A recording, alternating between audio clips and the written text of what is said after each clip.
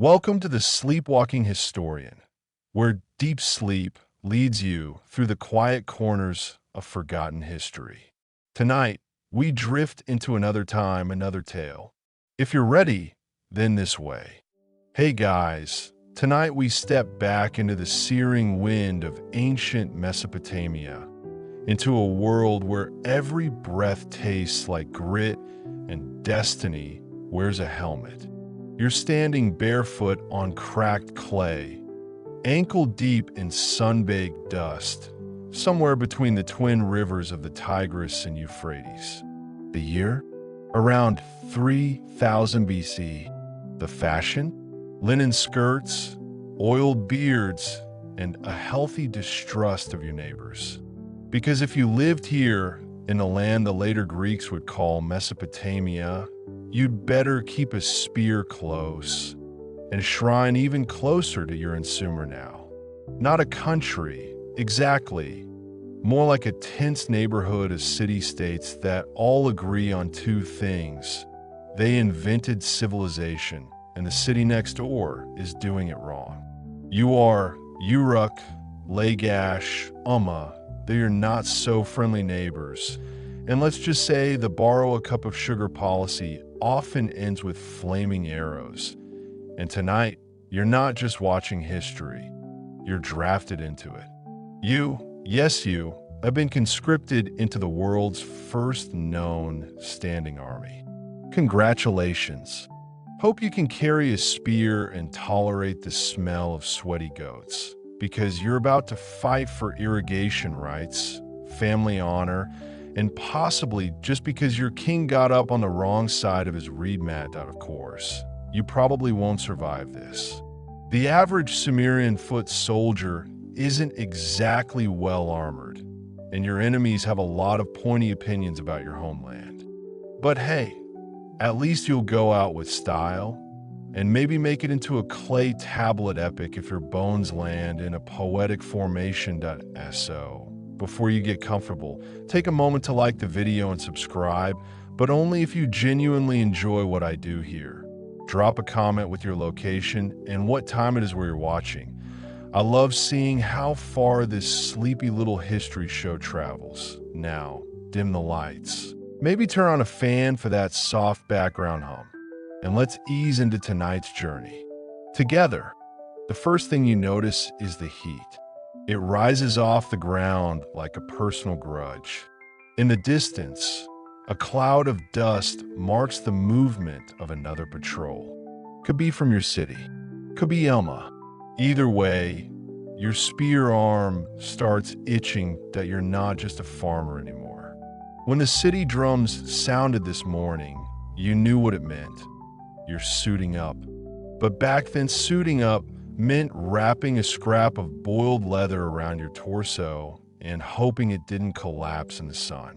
There's no iron yet, no steel, and bronze is expensive. So unless you're a noble or temple guard, your protection is mostly enthusiasm and prayer. Still, the threat is real. The fields outside Lagash were raided again last week. The border canals, precious, life-giving veins, are being tampered with. Crops depend on them. So do gods, apparently. And now, so do you. The city-state system of Sumer is like a messy family feud with professional scribes keeping score. Each city has its own patron deity, own army, and very strong opinions about who should control the best farmland. These aren't casual disputes. These are full-blown. We will flatten your temple and rewrite your god's name on the ruins, level conflicts. You and your fellow conscripts gather in the central courtyard. The sun isn't even up, but the air's already thick enough to chew. A temple priest marks your forehead with oil, blessing or target. Hard to say.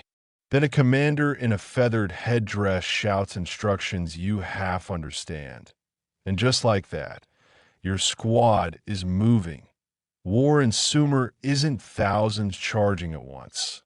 It's more intimate. Clashes are usually skirmishes, squads hacking away near boundary stones or riverbeds. But don't be fooled. This is still brutal. People die over dirt here, and stories about who won get written in stone, whether they're true or not. Mainstream historians will tell you this was the world's first organized military tradition. Units of spearmen, axemen, and slingers. Cities that maintained stockpiles, troop records, and even rudimentary supply chains. But here's your quirky tidbit for the night.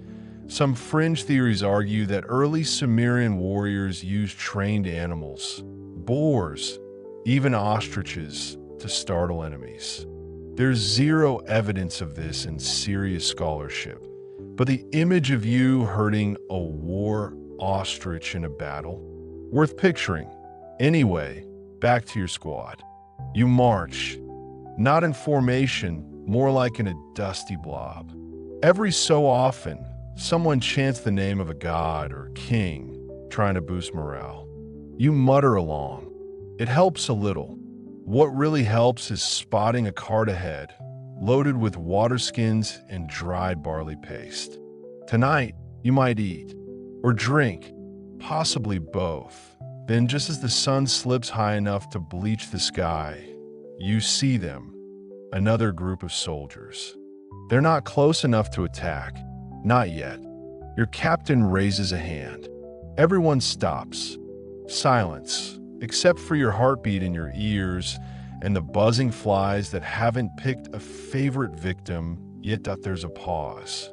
Not long, just long enough to wonder if the gods are watching. Just long enough for someone, maybe you, to ask under your breath, is this about honor or just old men fighting over wet mud? Historians still argue whether these early conflicts were truly ideological or just resource grabs with a spiritual wrapper. To the Sumerians, though, there was no difference. Their gods were the land, the water, the air. Offending Umma's canal rites meant offending their entire divine pantheon. No pressure. The day ends without a battle. Both sides glare across the horizon and pull back. That's war in Sumer sometimes. Posturing, parading, and letting the scribes handle the rest. Your feet ache. Your throat feels like it's been sandpapered. But you're still alive, for now. The next morning, your sandals are still damp with dew. Or is that blood from someone else's blister? Either way, it's a new day in Sumer, and the drums are at it again. Not war this time, at least not yet. Today, you're marching back to the city because the king has summoned the warriors. All of them. You're not sure whether to be honored or terrified, but you're leaning toward terrified. Lagash, your home city, is waking slowly under a peach-pink sky. Narrow streets fill with livestock, temple boys sweeping incense smoke, and market vendors shouting prices you can't afford. But you don't stop to gawk. You're headed to the central plaza, where warriors gather beneath the looming ziggurat like ants under a divine sundial. Here, the warrior isn't just a tool of war. He, or sometimes she, is a symbol of the city's pride, authority, and divine favor. Being a soldier in Sumer is like being an unpaid intern in the divine courtroom. Exhausting, underappreciated, but theoretically important. And very, very visible. The city-state system runs on a delicate social contract. You protect the canals, the granaries, and the temple walls. And in return, the priesthood prays for your intestines to remain inside your body. It's not much, but it's home. You line up in front of the king's platform. He arrives late, of course. Kings do. He's flanked by robed advisors and at least 3 scribes who are already furiously pressing styluses into wet clay. The king wears a horned headdress that screams divine right, though you suspect he just really enjoys standing above everyone that he begins a speech. It's long and loud and full of the kind of vague threats politicians are still fond of. Something about protecting sacred boundaries, avenging a cattle raid, and making the gods proud. You zone out somewhere around glory to Enlil, and may your limbs be strong as bronze. But what sticks with you is this. Each Sumerian city has its own warrior culture, its own unwritten code. In Uar, the soldiers are known for discipline and obedience. In Uruk, they favor flair and shock tactics. In Umma, desperate improvisation is the norm, since they tend to lose more often than win. And in Lagash, your city prides itself on loyalty and, frankly, holding a grudge longer than is healthy that there's no centralized empire yet, no united Sumer. Every city defends itself with its own army, mostly composed of landowning citizens and conscripted farmers like you. No full-time professional soldiers just yet, though temple guards and palace elites might qualify. You all get called when it matters, and sometimes, just to remind the neighbors that you exist. Historians still argue whether these armies were highly structured forces or glorified mobs with sharp objects. The tablets suggest formations, chain of command, even unit designations.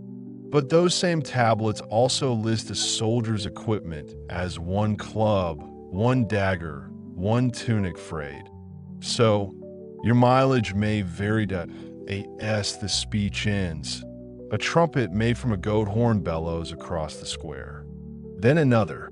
Soon a rhythmic pounding begins, soldiers stomping their feet, banging shields, raising spears. You join in, of course. Peer pressure is alive and well, even in 2600 BCE. This is a demonstration, not a drill. A reminder to the gods and the enemy that Lagash is ready, that her warriors stand tall, even if half of them forgot to eat breakfast. You raise your weapon, nothing more than a hardened wooden spear with a chipped bronze head, and try to look fierce. The ceremony ends with offerings. A sheep is sacrificed, wine is poured, and someone sets off an explosion. Okay, fine. Someone drops a clay jar filled with fermented fish oil and sulfur. Not intentional, but dramatic. Everyone cheers anyway that you're dismissed by mid-morning. The soldiers scatter. Some return to fields, some stay in barracks, some disappear into taverns with names like the Smiling Goat and 2 jars and a lie. You're expected to show up again tomorrow. Same plaza, same sandals, slightly less dignity. As you trudge away, you pass a row of statues along the ziggurat base. These aren't gods, they're warriors. Real ones. Heroes who fought in past wars, now immortalized in stone.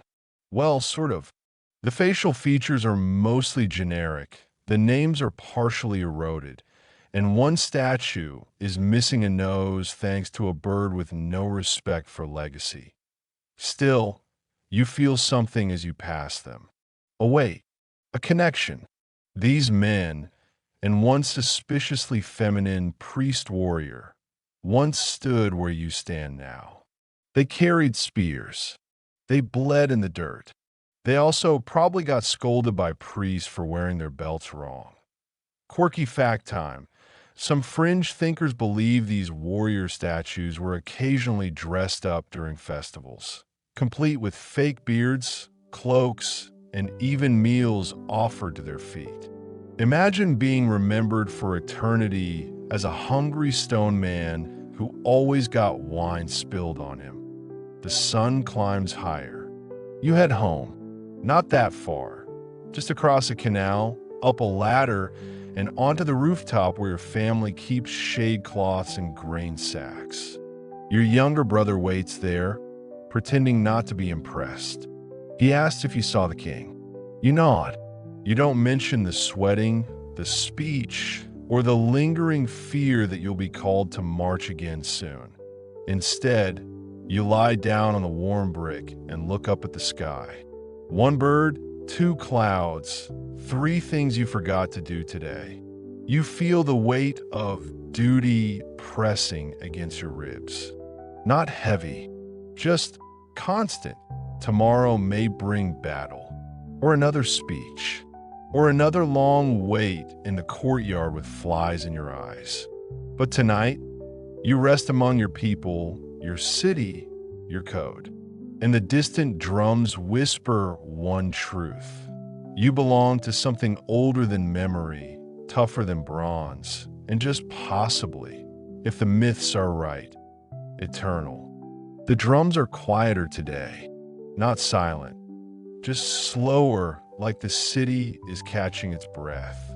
You wake before sunrise, the sky still clinging to a lavender haze, and you already know it's going to be a strange day.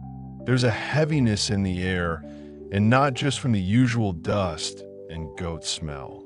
Something feels ominous that a temple boy arrives at your door with a message. Report to the sanctuary. Not the barracks, not the granary, the temple. You chew a piece of cold barley cake and wonder what the gods want with you. You make your way through the maze of alleys, past vendors setting up stalls and dogs licking pottery scraps. The temple looms ahead, massive, tiered, and humming with incense smoke. If the ziggurat is the body of the gods, the inner shrine is their throat. And today, you're walking right into the breath of the divine. Inside, the air is cool, thick with the scent of cedar and burning oils. Priests move like ghosts in linen robes, whispering prayers, carrying tiny clay tablets, and not making eye contact. That's never a good sign. You're ushered into a side chamber lit only by flickering torches, and suddenly, you're not just a soldier. You're a vessel for something much older. In the center of the chamber stands a table. On it, a fresh sheep, recently deceased, belly up and waiting. Welcome to the Sumerian art of extispicy, divination by liver. Yes, really. This is how your city makes military decisions. Not by generals, but by guts that a senior priest steps forward, holding a bronze knife and an expression like he's seen the end of the world and didn't care for it. He slices open the sheep, parts the organs, and begins muttering. You shift awkwardly, try not to breathe through your nose, that he points at the liver, a pale, shiny thing that glistens like a moldy jellyfish, and begins naming shapes. The finger of Ishtar, the hole of Enlil, the unfavorable bulge. Every bump, groove, or vein is a message from the gods. Will Lagash go to war this week? Will it rain during battle? Is the king about to choke on a fig? All answers lie in the meat. You stand there, silent, as the priests take notes. One scribbles a diagram of the liver. Yes, diagrams were a thing, even noting its texture. Another cross-checks with older clay tablets, like a bureaucrat flipping through ancient Yelp reviews. Historians still argue whether this ritual was truly believed or just symbolic performance. Did they really think a sheep liver could predict an ambush? Or was it more about psychological reassurance, telling the troops that divine fate was on their side? Either way, the results mattered. If the liver looked bad, the army didn't march. End of story. And here's your quirky tidbit. Some fringe scholars claim the priest occasionally prepared the liver ahead of time, scarring or shaping it to ensure a favorable omen. That's right. divine manipulation via meat puppetry, a kind of ancient PR stunt with blood on it. After what feels like forever, the priest stands and solemnly announces, "Enlil favors our swords. The east wind will scatter our enemies." Everyone breathes out, even the sheep, though only metaphorically that you're dismissed. Outside, the sun has risen and the streets are buzzing again. You just witnessed a sacred decision-making ritual, and all you want is a bath. But instead, you're sent straight to the war office because, apparently, the guts said go. The city's military elite gathers in a shaded courtyard beside the temple granary. Wooden boards display troop lists written in cuneiform, complete with assignments, supplies, and prayer schedules. You're being deployed tomorrow. You're told to prepare for a march toward the contested fields near the city of Umma. It's not an all-out war, they say. Just a divine correction. Sure, before you leave, there's another ritual. Of course there is. This time, it involves anointing your spear with perfumed oil and chanting the name of Ninurta, the warrior god, son of Enlil, patron of things that bleed, that a small boy ties a tuft of sheep's wool around your wrist. For protection, he whispers. You hope he's right, or at least that the sheep it came from had a good liver. You return home that night in a daze. Your mother is kneading dough. Your younger brother is still pretending to be unimpressed by your soldier life. But when you tell him about the sheep liver, he actually looks up. Was it gross? He asks. You nod. So gross. The next morning, before you march, you visit the public shrine. Not the temple, just a little roadside altar with cracked figurines of Inanna and a bowl full of dried dates. You light a stick of incense, drop in a barley cake, and whisper a quick prayer. Not for glory, just to make it back. The city gate opens. You and your unit begin to march. Your feet already ache. The sun is not even merciful enough to hide behind clouds. But there's a strange calm in your chest because apparently the gods said it would be okay. And if they're wrong, well, that's what the next sheep is for. You've been marching for 3 hours now, and you're already questioning several life decisions. Joining the army, skipping breakfast, not stealing extra sandals from the supply room. The path to Umma is dry and cracked, littered with old cart ruts and the occasional fossilized dung heap. But you're not here to sightsee.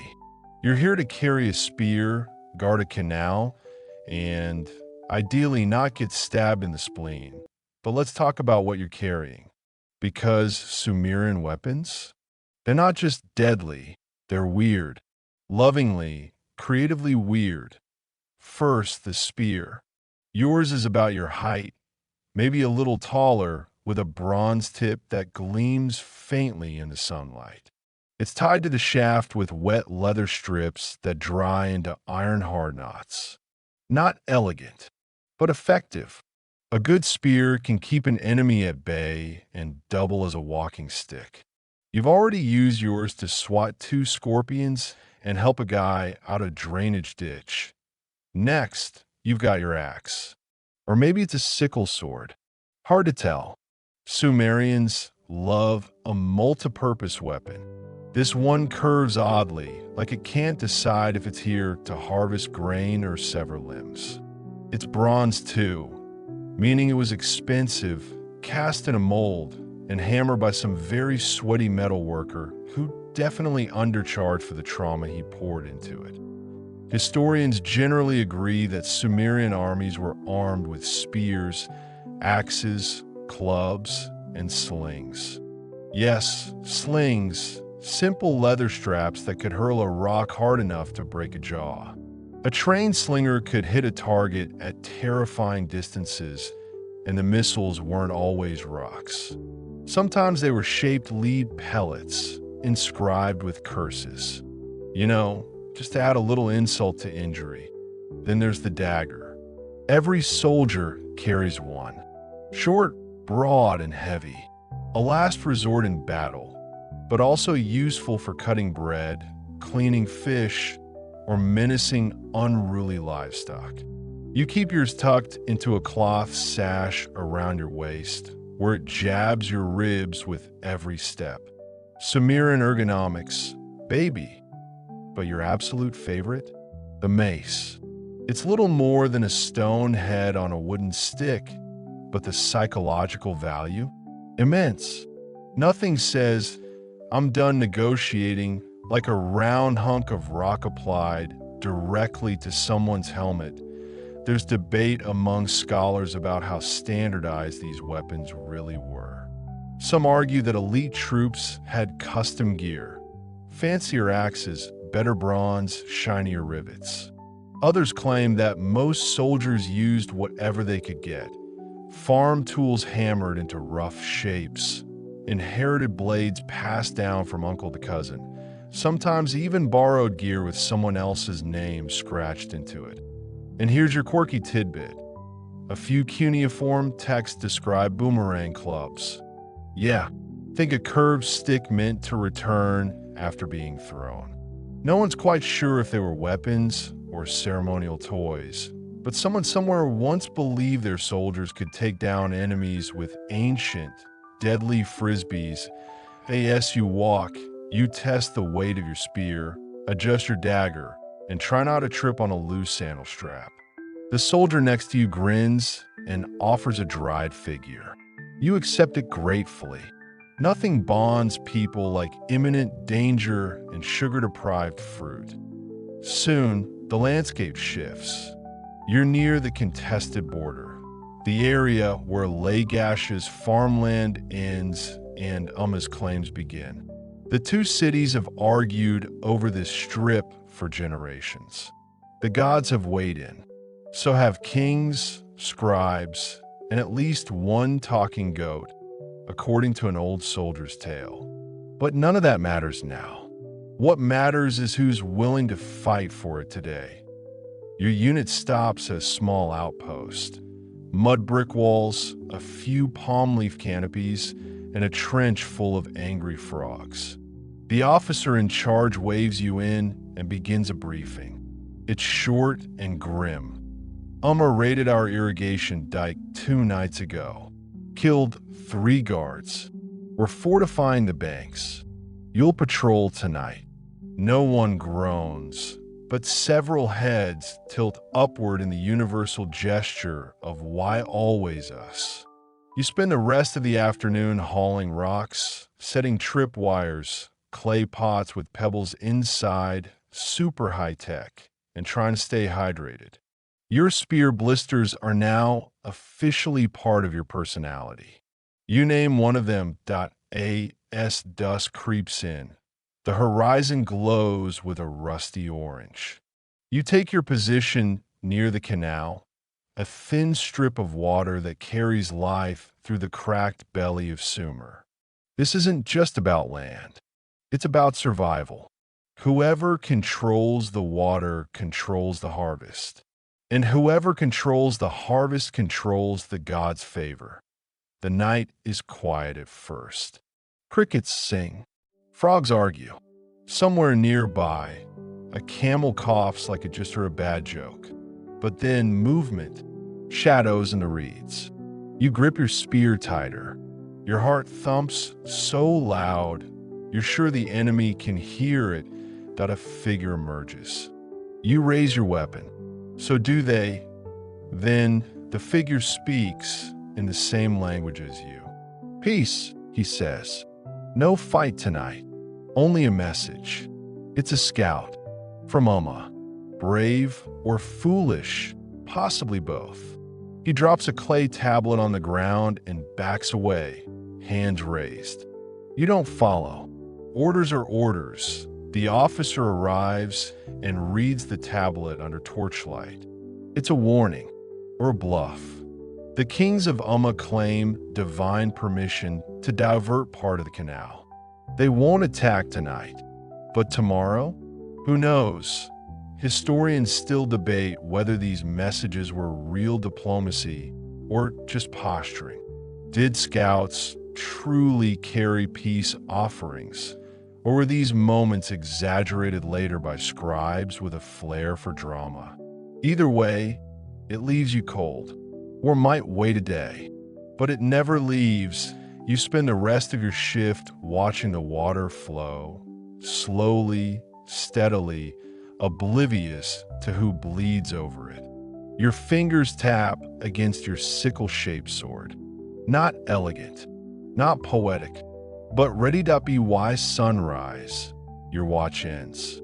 You're exhausted, dusty, and slightly more paranoid than yesterday. But you're learning about your weapons, about your enemies, about how thin the line really is between myth and mud. The next battle doesn't begin with a roar. It begins with yelling. Lots of yelling till you're back on the front line, standing ankle deep in hard dirt, facing a row of equally sweaty, equally nervous soldiers from Umma. Between you is a narrow strip of no man's land, cracked earth, dry grass, and about 24 reasons to regret not faking a sprained ankle this morning. And then, without warning, your commander steps forward and just starts shouting.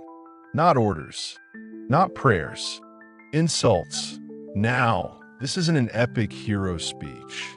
No one's quoting sacred texts or calling upon gods. This is raw, old-fashioned trash talk. Creative, earthy, and, frankly, pretty hilarious if you weren't the one about to get stabbed. The soldiers on the other side shout right back, calling you names, insulting your mothers, accusing your city of marrying donkeys. Typical stuff. This, apparently, is Sumerian pre-battle custom. You see, before formations clash, there's a performance. A contest of volume and venom. It's not officially sanctioned, and no clay tablets have recorded the exact words shouted, probably for the best. But many scholars believe the Sumerians valued psychological warfare as much as physical force. And when you don't have steel armor or fancy siege engines, your best weapon might just be your voice. Your throat's dry, but you join in anyway. Something about their fish being undercooked. Not your best work, but it gets a chuckle from the guy next to you. Morale is half the fight. Once the shouting hits its peak, both commanders blow rams' horn trumpets. This is it. You form up. Sumerian tactics aren't exactly subtle. The front ranks, yours included, kneel with shields raised. Behind you, the spearmen and slingers prepare. There's no cavalry. No one's figured out how to ride horses in a battle yet, and the donkeys are too stubborn. So it's infantry versus infantry, close, dirty, and terrifying. Mainstream history tells us the Sumerians used rudimentary formations, maybe even phalanx-like lines. Soldiers grouped by role, slingers in the rear, axemen on the flanks, spear wall in front. But coordination isn't perfect. When the enemy charges, the lines bend, shift, and sometimes dissolve entirely. Which brings us to today. The Umma forces surge forward. You brace yourself, shield up, spear out. The impact is sudden and jarring, like being tackled by a clay wall. Your spear grazes someone's side. A shield smashes your knee. You lose track of who's friend or foe for a few seconds, lost in the grunts and the dust. Someone's breathing in your ear. You twist, shove, and jab blindly. Your spear catches on something. A tunic? A wrist? You don't stop to look. Behind you, the slingers start flinging stones. They're not aiming carefully, just lobbing over the heads of the front lines. You duck as a rock sails past, thudding into someone with a nasty crunch. Could have been yours. Point one thing's clear. This isn't elegant warfare. There are no polished lines or fancy maneuvers. This is attrition. This is sweat and muscle and hoping your arm holds out longer than the other guys. But there's a rhythm to it. Jab, shield, duck. Jab, shield, duck. You feel it in your bones, in your heartbeat, in the way your feet shift automatically in the dust. You're part of something bigger now. Not just a warrior, but a wall of them. Historians still argue whether these early battles had professional generals directing maneuvers, or whether it was more like an organized brawl with religious overtones. What's clear is that formations mattered, enough to carve them into clay and paint them on temple walls. The Sumerians weren't just angry farmers with sharp sticks. They were learning, evolving. Eventually, the push falters. You can feel it. Your side is holding. The enemy pulls back slightly. A horn sound from their lines. Another insult. This one sounds like it involves someone's goat and a shoe. And then silence that ends as suddenly as it began. No one's sure who called the retreat. Maybe the gods. Maybe the guy who realized you're all bleeding and out of water. Either way, the Umma soldiers back off. Slowly, cautiously, like cats deciding they're done fighting for now. You don't chase. Orders are orders. Plus, no one really wants to see what's behind that dusty rise. It could be reinforcements or just more yelling as the dust settles. Your unit regroups. You're missing 2 men. One limps and later with a broken shield and a tale about single-handedly repelling 3 attackers. No one believes him, but no one argues either. It looks like he got trampled by a camel with issues. Your shield is cracked. Your spear's tip is chipped. And your tunic? It's gonna need at least 3 miracles and a good scrub. But you're alive. Quirky fact for the night. Some clay tablets describe pre-battle rituals that included screaming matches as part of divine offerings. One temple document from Gursu mentions a war cry performance, where the loudest unit earned extra rations. So if you're wondering why everyone screamed about donkeys, turns out it might have been for snacks. Later that night, you lie under the stars, shield as a pillow, dagger within reach.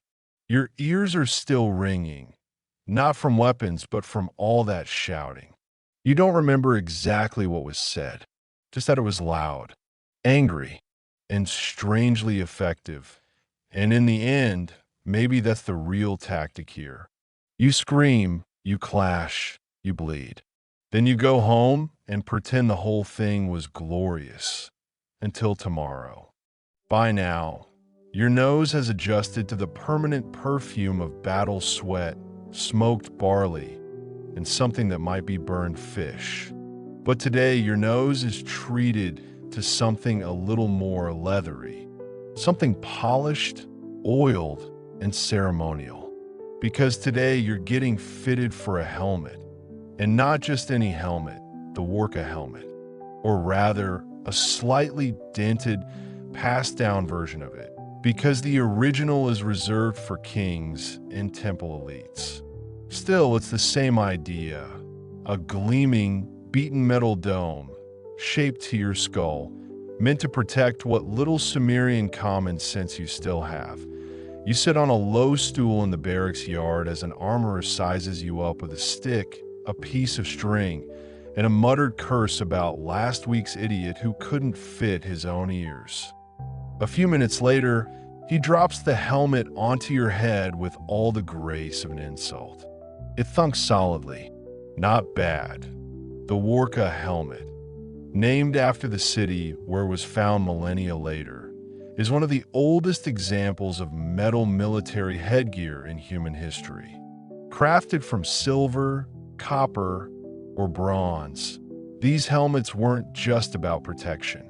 They were symbols of rank, of divine favor, of the fact that someone thought your brain was worth preserving. Your version isn't fancy.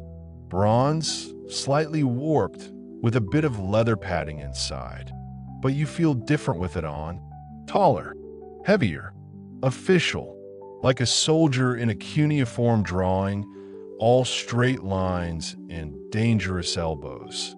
Across the yard, a temple guard adjusts his own helmet. His is silver, real silver, with embossed decorations of stars, spirals, and a crescent moon. He looks like a statue that could stab you. You try not to stare. Sumerian warrior fashion was surprisingly curated. Helmets were just the start. There were tunics made of quilted linen, reinforced with leather patches. Arm bracers of bronze for the elite. And let's not forget the belts, thick, ornamented, and designed to hold more daggers than emotionally healthy. Your gear? More practical than posh, but still a step up from your usual goat-herding ensemble. Mainstream historians agree that Sumerian military uniforms evolved over time, from simple cloth wraps to more structured protection.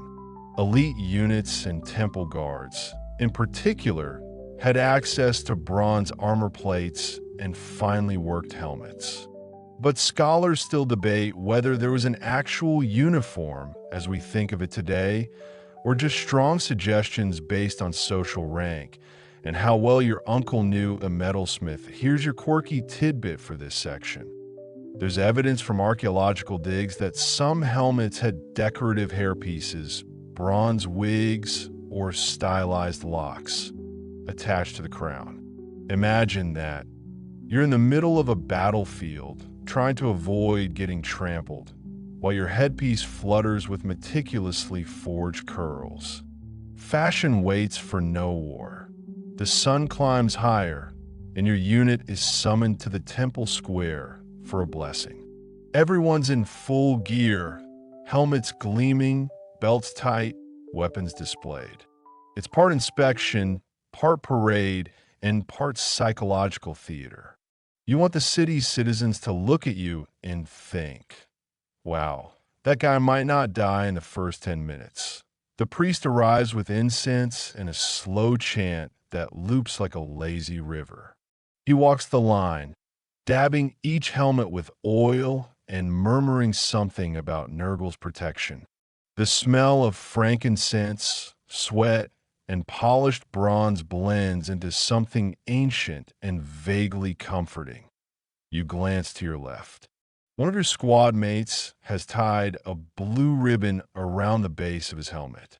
It's not regulation, but no one says anything. Turns out it's from his wife, who believes it wards off javelins. You make a mental note to ask someone to give you a ribbon later. Then comes the king's marshal, tall, bearded, wearing a helmet so massive it has its own shadow. He paces the row, inspecting your unit. He nods at your gear, grunts approvingly, then stops when he sees your sandals. You call those battle-ready? You blink. Yes, sir. They're pre-battle softened. A snort. Then he moves on. You'll be readying them with extra enthusiasm tonight. The truth is, armor and uniforms aren't just for protection. They're morale, status, and illusion. You could have the strength of 5 bulls, but if you show up in a frayed tunic and a dented helmet, no one's following you into battle. But if you look like you could personally flatten a ziggurat, that's power. Historians still argue whether the Warka helmet was purely ceremonial or functional battlefield gear. Some say it was worn only for religious parades. Others point to dent marks and reinforcements that suggest it saw real action. The line between sacred and practical, after all, was always blurry in Sumer. That evening, your unit relaxes near the outer wall. Someone strums a lyre. Someone else practices dagger, throws against a mud brick. You sit under a fig tree, helmet in your lap, running your fingers over its imperfections. You wonder if it belonged to someone else before you, someone who fought, or someone who died. Your neighbor leans over, tilts your helmet just slightly. "There," he says. Now it doesn't make your head look like a soup pot. You laugh. He laughs. And for a moment, it's just another night in another city where soldiers joke about dying because it's easier than thinking too hard. The stars come out. Your helmet reflects them dimly. Tomorrow, you'll wear again. March again. Fight again. But for tonight, you're just a face under the moon, waiting for sleep. Your eyes open to the sound of something snapping. Not thunder, not enemy attack. Just a man down the line whose bowstring decided today was its last day on Earth. That in itself is telling, because today your unit trains with missile weapons. Now, missile weapons might sound glamorous. Visions of flaming arrows, siege crossbows, dramatic slow-motion shots of pebbles flying through the air. But in Sumer, it's a lot more sweat and guesswork than glory. Your arsenal? Slings, bows, and yes, the occasional fist-sized rock when all else fails that you've been assigned to the slinger group today. Which sounds fun, until you realize it means standing in a line under the blazing sun, swinging a strip of leather over your head and hoping the stone goes forward, not backward. One guy last week knocked out his own tooth. He's now in logistics. The sling is one of Sumer's oldest and most effective tools. Just a simple loop of leather or woven fiber, 2 straps, and a projectile. Used properly, it can launch a stone hard enough to crack a helmet. Used poorly, it turns you into a cautionary tale. You grip your sling, adjust the pouch, and place a smooth, egg-shaped stone in the center. You whirl it once, twice, then let fly. The rock sails into the distance. Almost graceful, almost deadly. It lands with a soft thud near a patch of reeds, nowhere near the target. A straw dummy balanced on an old cartwheel. You're told this dummy represents a hostile emissary from Umma, though it looks more like someone stuffed a tunic with turnips and gave it personality. Your next shot hits the dummy square in the side. It spins awkwardly, then collapses. Your instructor nods. That's either skill or luck. Either way, do it again. Around you, slingers practice their arc and spin. Some hold the sling overhand, some sidearm. There's no formalized technique yet, just what works, what doesn't, and what makes the least noise when it hits someone's helmet. Slinging wasn't for every soldier in Sumer. It required coordination, distance judgment, and a fair bit of upper body strength. Those who mastered it became valued skirmishers. Mobile, unpredictable, dangerous. And since bronze weapons were expensive, slings were an economical way to arm the masses. Fringe theories even suggest that Sumerian slingers used sling bullets carved with messages, curses, prayers, or the name of the soldier who flung it. A kind of ancient ballistic signature. This rock was thrown by Akil, son of Utu. May it break thy shin. A little poetic flair with your warfare.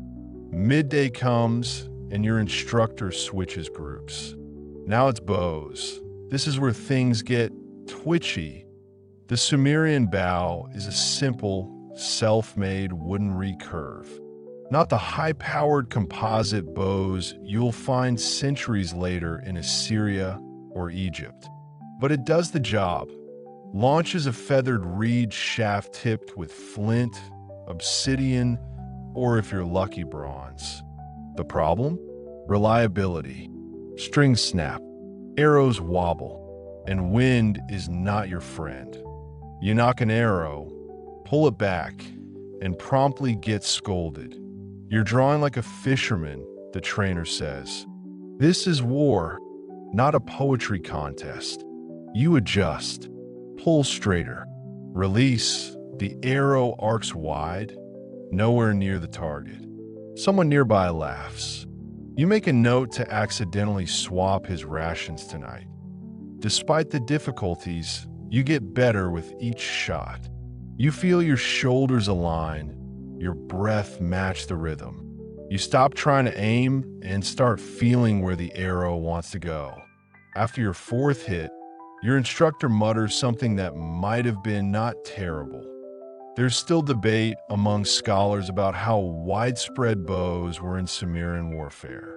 Some believe they were relegated to temple guards and city defense, where height and fixed platforms gave them an advantage.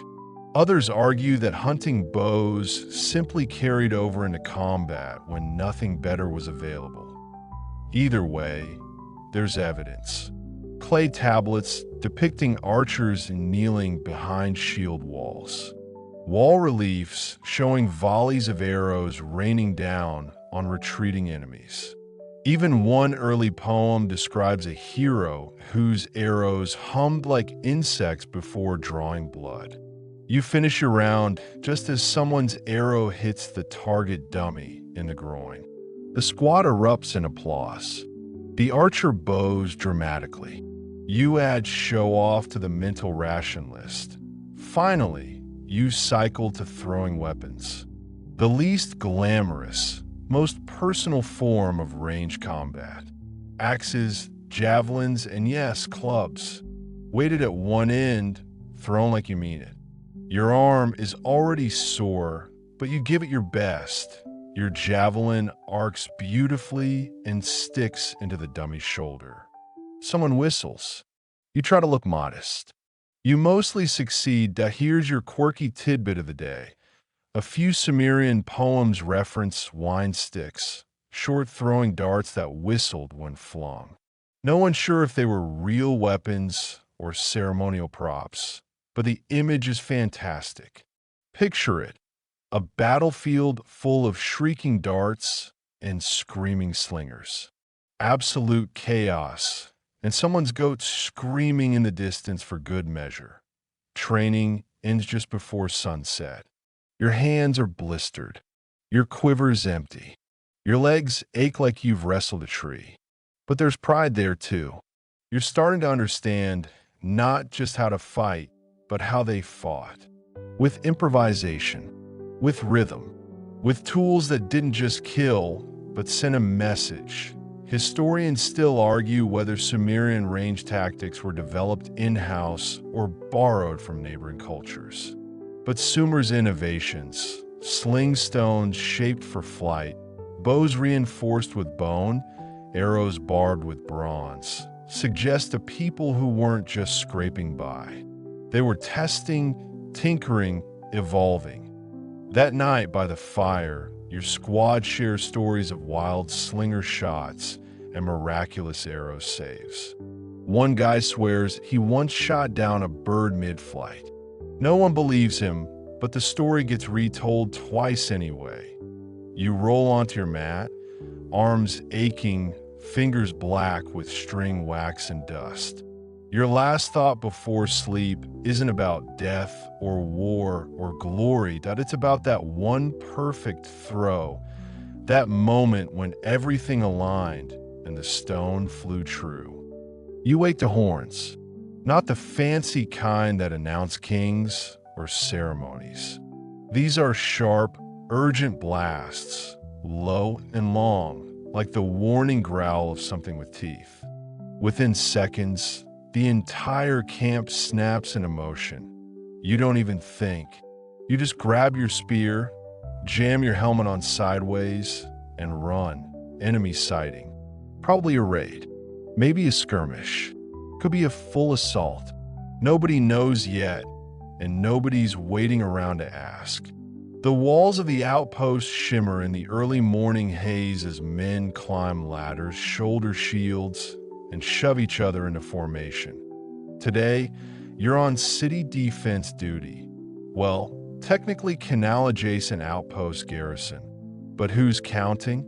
You scramble up the nearest watchtower and peer through a slit in the mud brick. There, in the distance, a dust plume. Movement. Shadows shifting through the glare. Raiders? No. Too slow. Infantry. Looks like Umma again. Persistent bunch that a courier huffs up the ladder and tosses you a fresh order tablet, still damp with clay and fingerprints. Hold position, it reads. Prepare, countermaneuver. You smirk. Countermaneuver is just a fancy way of saying, we're going to wait until they do something dumb. Sumerian battlefield tactics weren't always elaborate, but they weren't random either. Cities like Lagash and Umma knew their terrain. They knew how to use canals, marshes, irrigation dikes, and even temple walls to control movement and box in attackers. You don't need steel when you have geography and a good shovel. Today, the plan is defense by design. You climb down and take your place at the outer trench, a dry moat lined with sharpened stakes and concealed pits. Around you, the formation settles into a rough half circle. Shield bearers up front, slingers just behind, javelin throwers ready on the flanks. There's a rhythm to it now, a pattern you can feel in your feet. The commander walks the line, barking updates. They're testing us. 24, maybe 30. We hold here. Slingers, you'll soften them if they charge. Spears, don't advance unless I shout. And no solo heroics, thank you. He says it like he's been burned by that last part before. You nod, grip your shield tighter. The wooden rim bites into your palm, but you welcome the sting. It keeps you grounded. Focused as the enemy draws closer, the drums start. Not yours. There's deep, rhythmic beats echo across the field. A challenge, a threat, or maybe a musical attempt at intimidation. Historians still argue about this, whether Sumerian armies really used battlefield music tactically or whether it was mostly ceremonial. But whatever its purpose, it works. Your chest tightens with each thud. Then movement. They're charging. Your commander raises his hand. Holds. You feel your muscles scream for action. Then slingers. Stones sail overhead, whistling through the air like angry wasps. You glimpse one smack an enemy square in the chest. He goes down hard. Another loses his footing in a ditch and vanishes from view. The charge stutters. Now it's your turn. Spears. You surge forward as one, stepping just past the first trench. The air buzzes with adrenaline and dust. You jab out, once, twice, then pull back, shield up. A man in front of you drops, a stone lodged in his temple. You want to react, but you can't.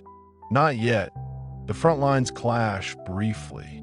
Then the enemy pulls back, regrouping, feeling out your response.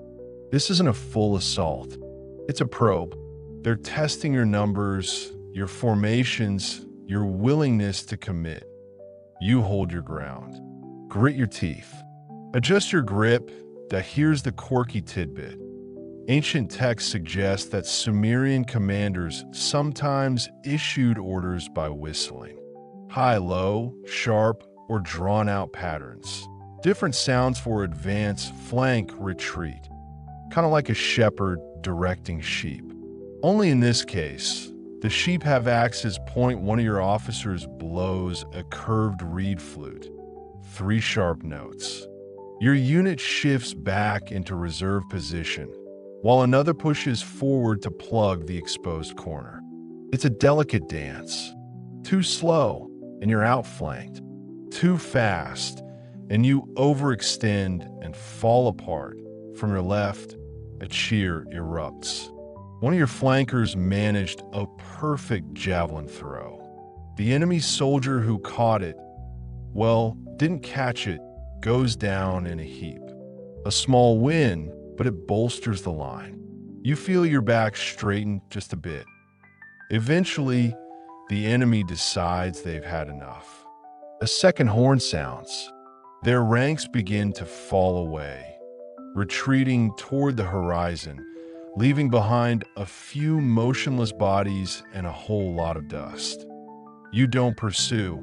Not today. Your orders are to hold, not hunt. Still, the victory is real as the adrenaline fades. So does the sense of immortality.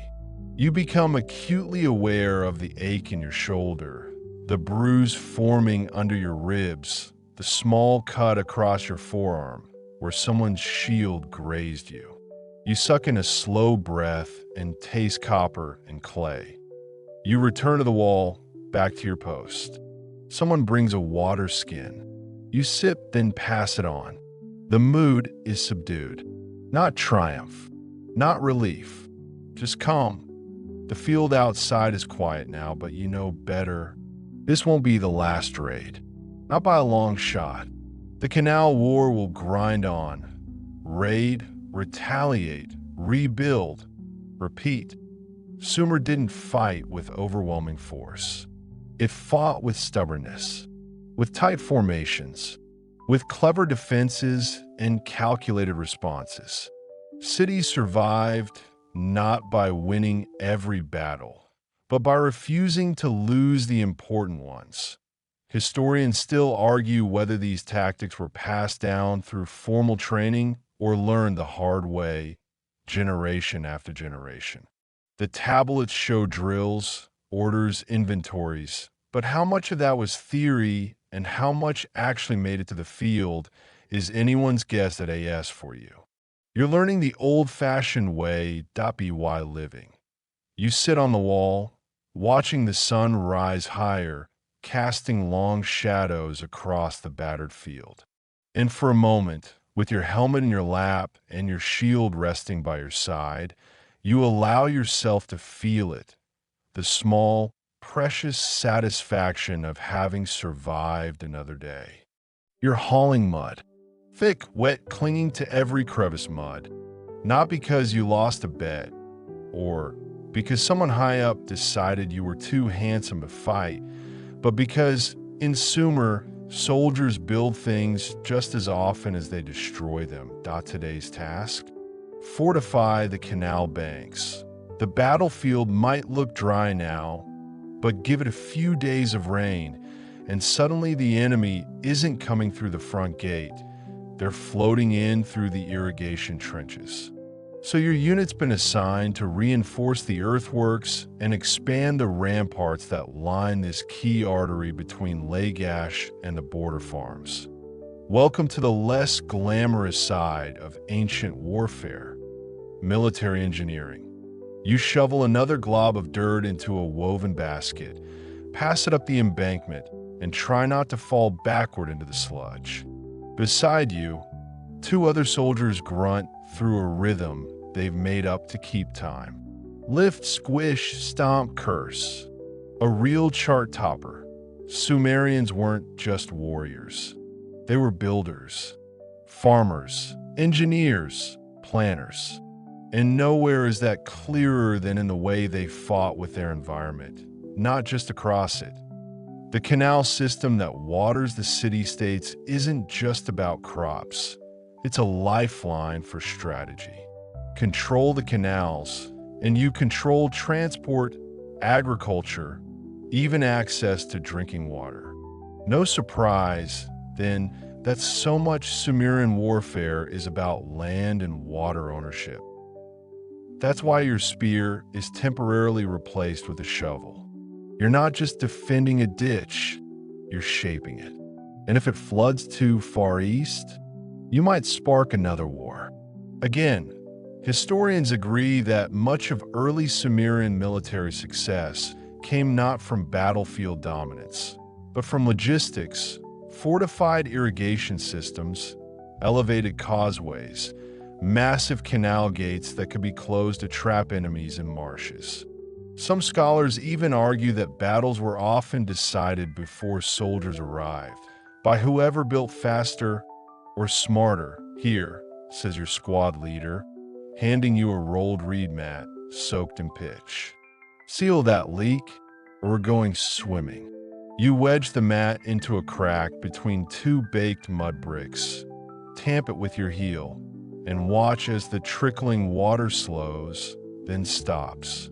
It's weirdly satisfying, like winning a battle without swinging a weapon. Break time. You sit on a patch of dry grass, rubbing your sore palms, and watch two scribes pace along the embankment with tablets. They're recording measurements, muttering about angles and water displacement. Engineers disguised as priests, or maybe priests disguised as engineers. Point one of them stops near you and casually mentions that Enki, god of wisdom and water, is said to favor those who shape rivers with patience. You try not to roll your eyes. You're patient. You're also full of canal mud and about one insult away from shaping this guy into the river. Still, there's something sacred about it. Quiet. Intentional. That here's your quirky bit for the day. Some texts suggest Sumerian soldiers placed small clay figurines of protective deities inside canal walls, literally sealing their luck into the earth. Tiny gods and tiny trenches. You wonder if any are hidden under the brick you're sitting on. Later, a group from the city's temple guard arrives to help. Their armor is shinier, their sandals less worn. They joke about regular army mud and how it sticks worse than enemy arrows. One offers you a hand, pulls you out of a collapsing corner with a grin, and tosses you a figure. Brotherhood, formed over bricks and bruises, the sun climbs. You build trenches wider, buttress the gate locks with cedar posts dragged in from upriver. Every minute you work, the battlefield you once saw as dirt becomes a kind of canvas. Someone's drawing lines, strategic ones, between safety and chaos. Eventually, a scout arrives, breathless. Enemy patrol spotted a few miles north. Not a threat yet, but enough to hurry things along. Orders shift, defensive embankments first, watch platforms second, sleeping quarters last. You smirk. No sleep for the muddy.by evening. The wall looks sturdier, rough but strong. You run your hand over the packed earth and feel pride bloom where exhaustion used to sit. This was made by your hands, and it will keep your city safe. Or at the very least, buy enough time to regroup when things go sideways. There's a phrase someone scribbled into a wet clay brick drying nearby. Whoever holds the water wins the war. No one knows who wrote it, but everyone nods when they pass.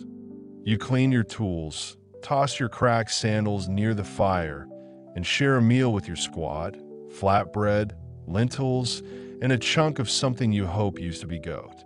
Conversation drifts lazily over half-told stories and sore limbs that a debate breaks out about who the best canal digger in the unit is. One guy insists he once built an entire trench in a day. Another claims he saw a ghost while placing floodstones. Someone else swears the canal itself is alive, an old god that sleeps in the mud and judges your shovel technique. You finish eating and lie back against a reed mat, your muscles humming with fatigue. You think about how battles aren't always fire and fury. Sometimes they're quiet, hidden, fought in centimeters and reinforced clay. Historians still argue whether soldiers like you had any formal training in engineering. Some tablets suggest yes, detailing squads assigned to construction duties, complete with inventories of shovels, bricks, and reed bundles. Others believe it was a learn on the job or die wetter than necessary type of education.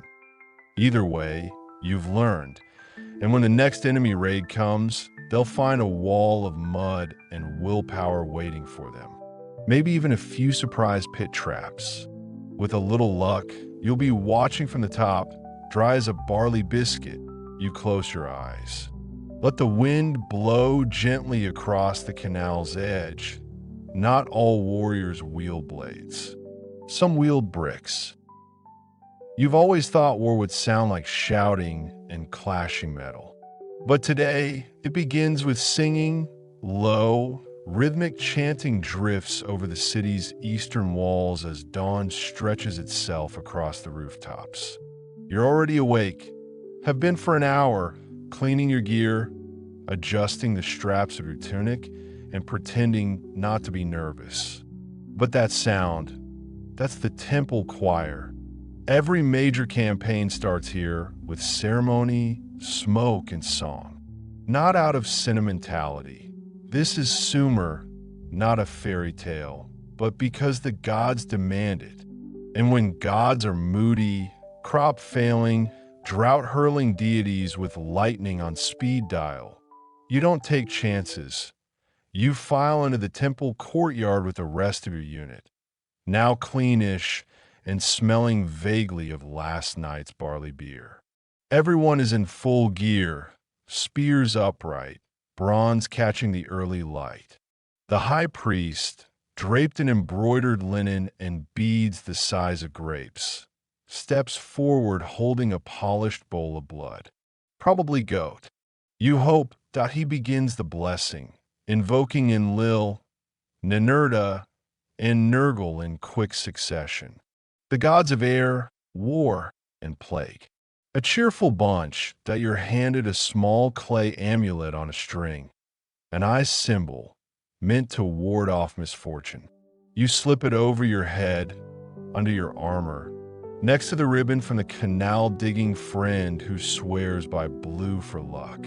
You're layering your superstition like armor now. It feels right.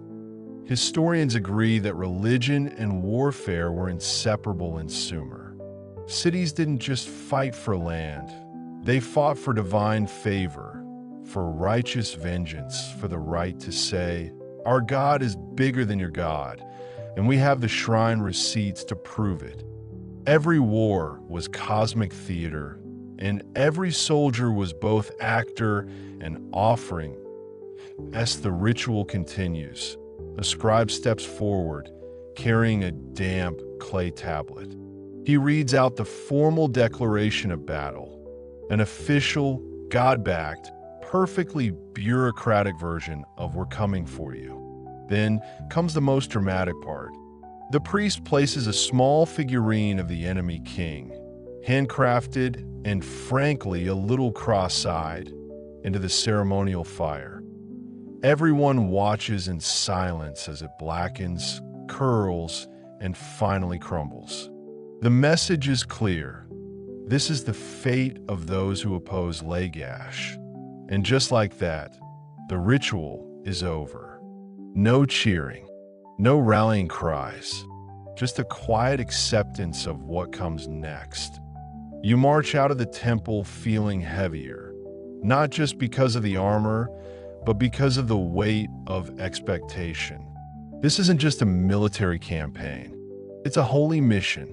You are a tool of divine will. And if you happen to come back alive, well, that's a bonus. Outside, you're joined by supply wagons pulled by oxen, stacks of spare weapons, and an entire squad of temple guards with feather helmets that look more decorative than practical. You wonder if any of them have ever actually seen blood. Probably not, but they chant well. Your column snakes out of the city, down the cobbled road that winds past fields of sesame and barley. Farmers wave half-heartedly. They've seen this before. Soldiers leave. Some come back. Others turn into names carved on dusty bricks. After 2 hours of marching, you reach a field being used for troop assembly. There's organized chaos everywhere. Messengers darting, officers shouting, shields leaning against trees, and one man already asleep on a pile of rope. This is the staging ground, the in-between place.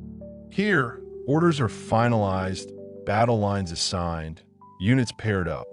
The scribes are working overtime, scribbling inventory checks and mapping out where each squad will go that you're handed another tablet. This one names your position for tomorrow's attack, left center flank. Not the worst, not the safest. Right in the range of you may or may not get stabbed. A junior officer gives a short briefing. The plan? A three-prong advance on an Umma outpost positioned near a disputed grain depot. Your job is to engage their front line while the flanks swing wide and try to break their supply lines.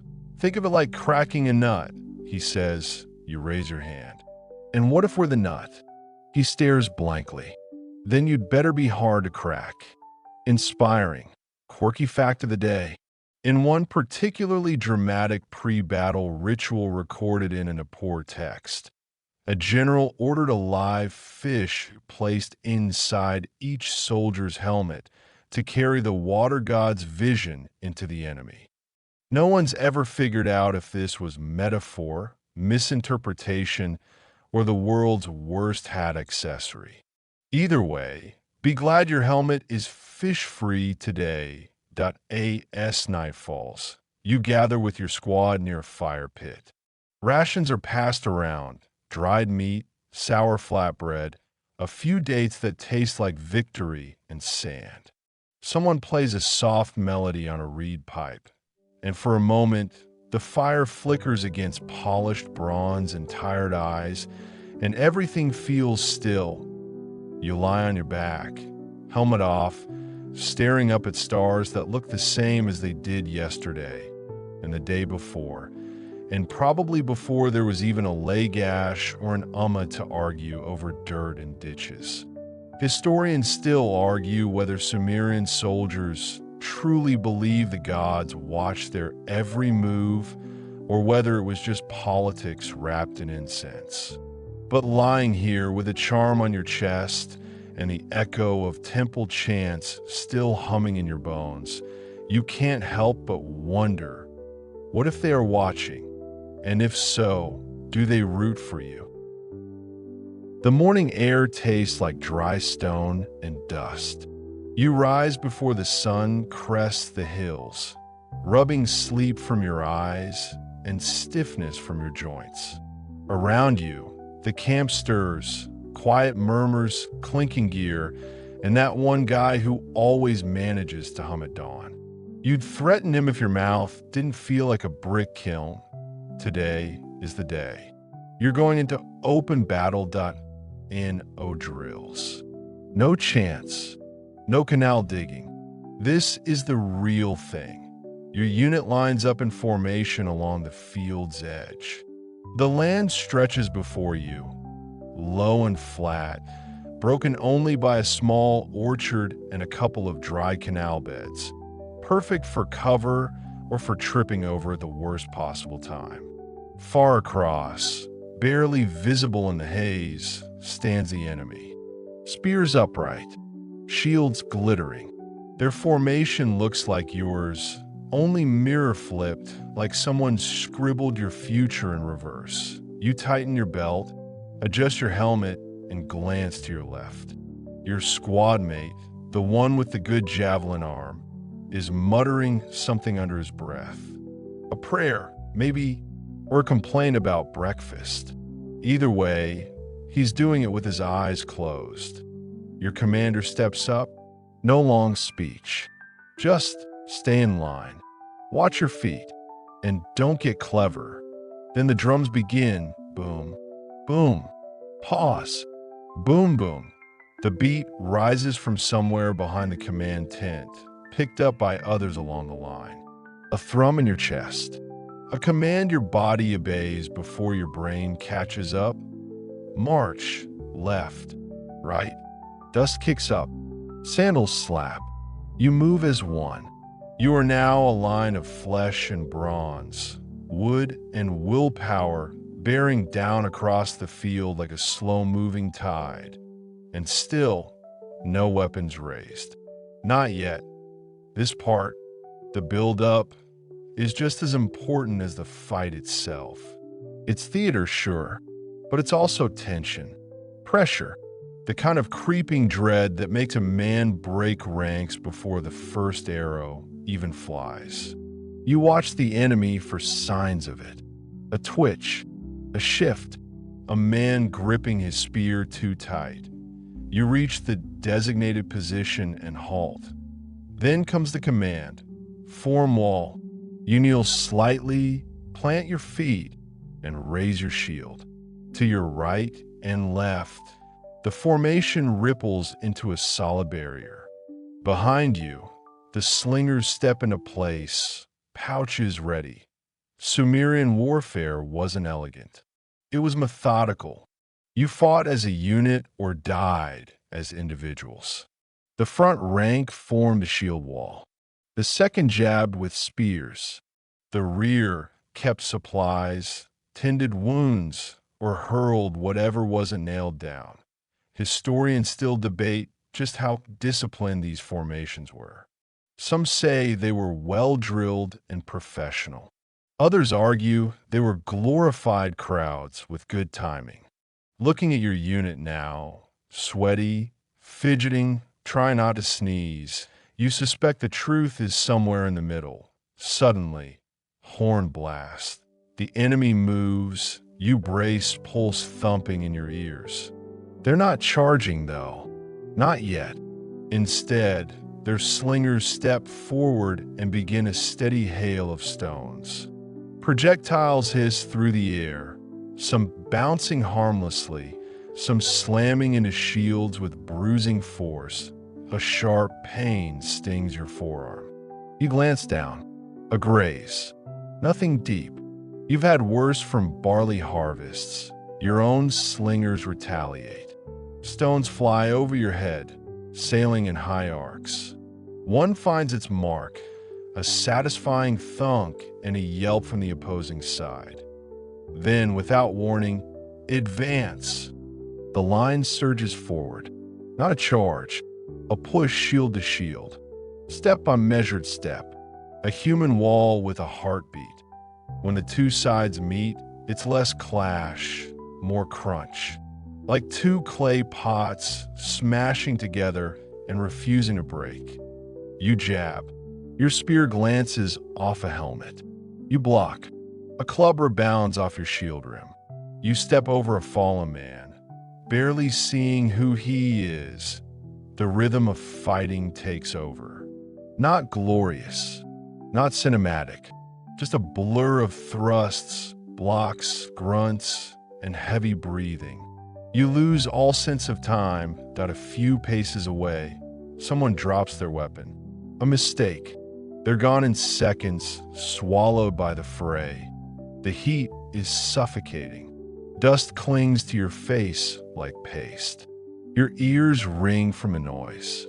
Your arm trembles with every strike, and still you keep going. Quirky fact? Some Sumerian warriors carried miniature tokens, dice, beads, or tiny clay tablets, inscribed with the names of loved ones. Not for luck, for identification. In case they didn't make it home, you suddenly understand the appeal. Then, just as quickly as it began, it shifts, the enemy line wavers. It's subtle at first. One soldier steps back, then another. A small gap appears like a crack in pottery. Your commander shouts. This time it's the real thing. Push through. You surge forward. Spears jab lower. Shields slam harder. You see panic on faces now. Wide eyes, faltering stances, men unsure whether to retreat or fight. They break. The enemy line collapses like a row of toppled bricks. Some run. Some drop their weapons. A few stand their ground and fall where they stand. You don't chase far. Orders are orders. This wasn't a massacre. It was a message. You regroup. Breathe. Count your unit. 3 missing. 1 wounded badly. But you're standing. Bloodied, bruised, but upright. Historians still argue how often battles like this occurred. Were they frequent, rare, or just ritualized posturing that occasionally went too far? What's clear is this: when it did get real, it looked a lot like today.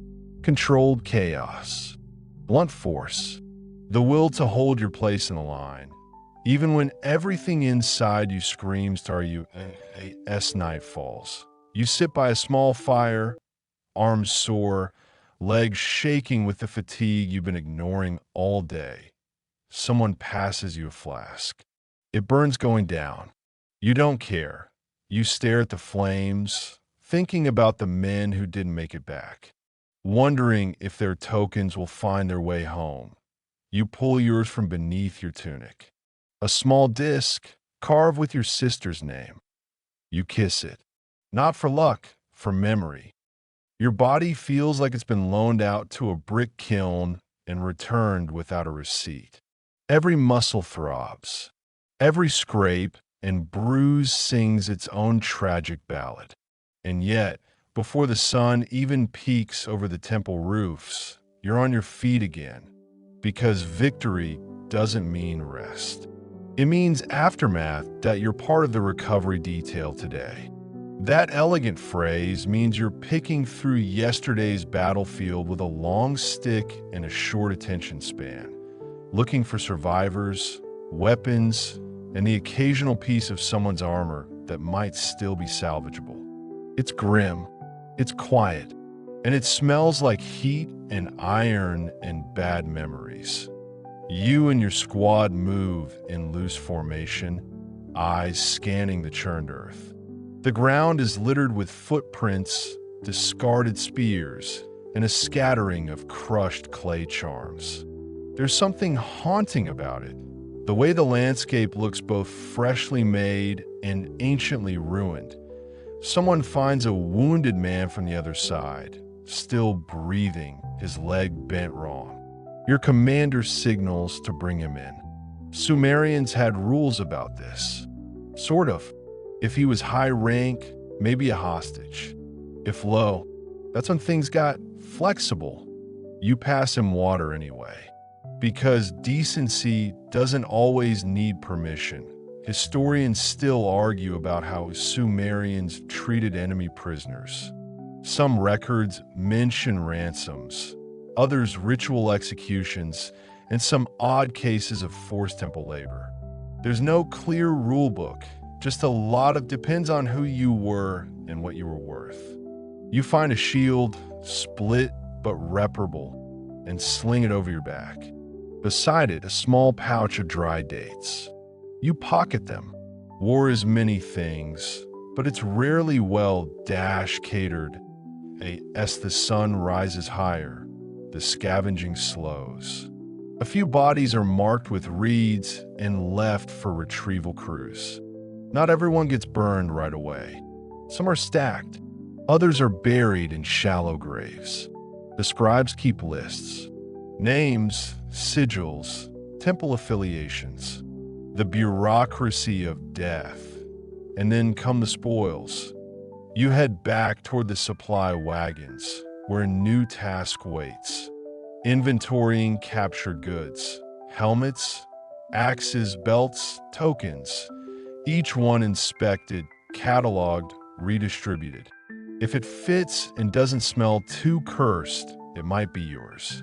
That's how you end up with a slightly better spear than the one you lost. Bronze tip still sharp. Shaft only half bloodstained. A win. Your squad mate jokes that you should name it. Give it something inspiring, like "Don't break again." You laugh. Sort of, there's a strange normalcy to it all. A rhythm, like sowing season, but for weapons.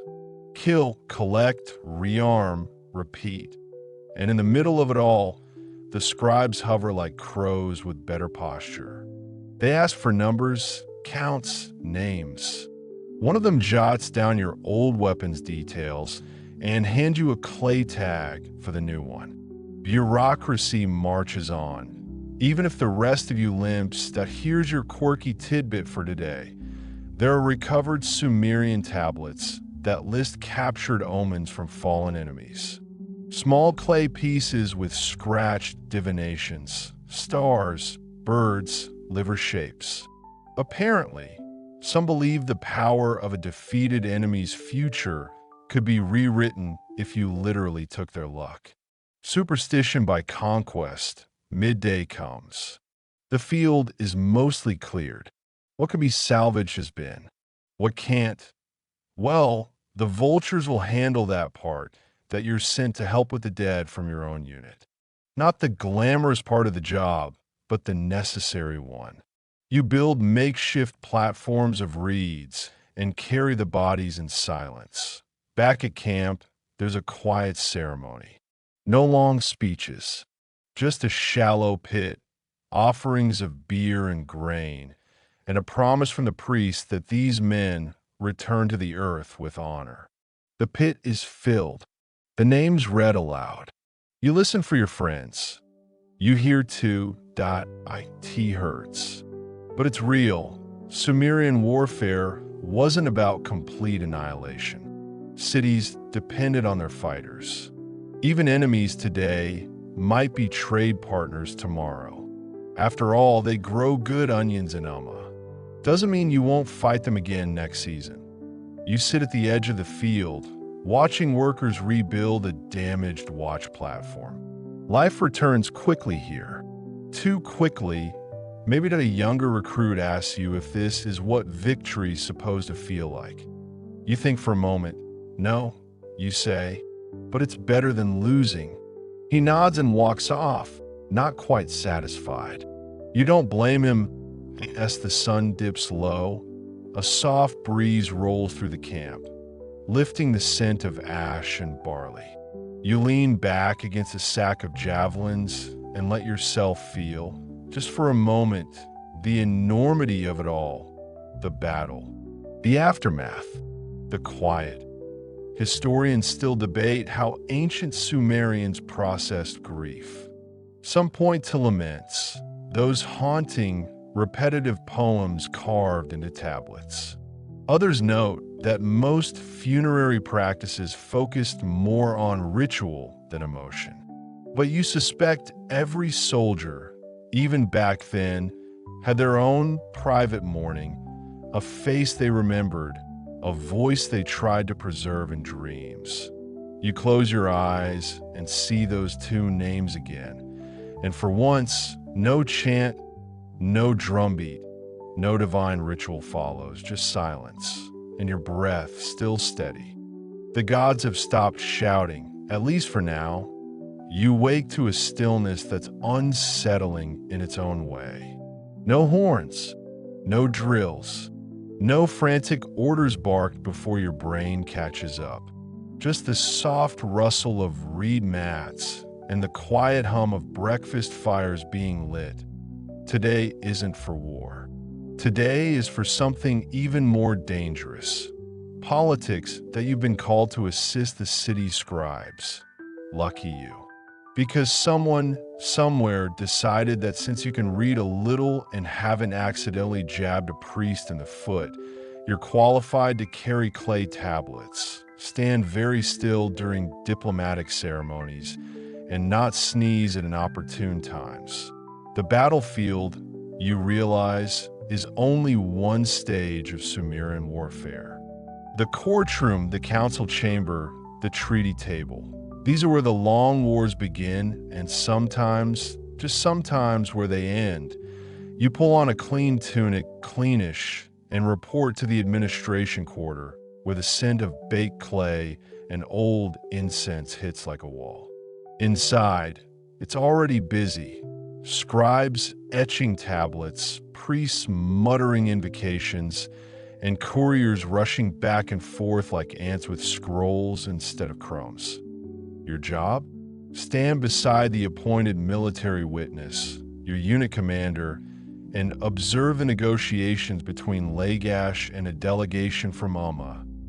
Yes, them. The same Umma you fought 2 weeks ago. The ones whose spears nearly rearrange your insides. But today, they arrive unarmed. Sort of. They wear robes instead of armor, carry gifts instead of swords, baskets of dates, woven cloth, and a pair of bronze statuettes shaped like protective spirits. You half expect them to pull a dagger from under the fruit, but they just bow politely and begin speaking. The languages are almost identical, but the accents give everything a slightly smug tone. You wonder if they think you sound smug, too. The governor of Lagash enters, flanked by temple guards and 3 scribes, all of whom seem genetically incapable of smiling. The meeting begins with the ceremonial exchange, words of peace, offerings placed on altars, formal statements of mutual respect. Everyone in the room knows it's a dance, a performance. The real conflict still smolders in the marshlands and scribal offices. Then comes the reading of land claims. Clay tablets are unrolled. Maps are etched with styluses. Boundaries drawn with phrases like the barley line, the canal mouth, and the bend where Enki spat in the river. You suppress a snort. That last one was real. Apparently, the god had a habit of marking territory in mythologically creative ways. This section of the meeting lasts hours.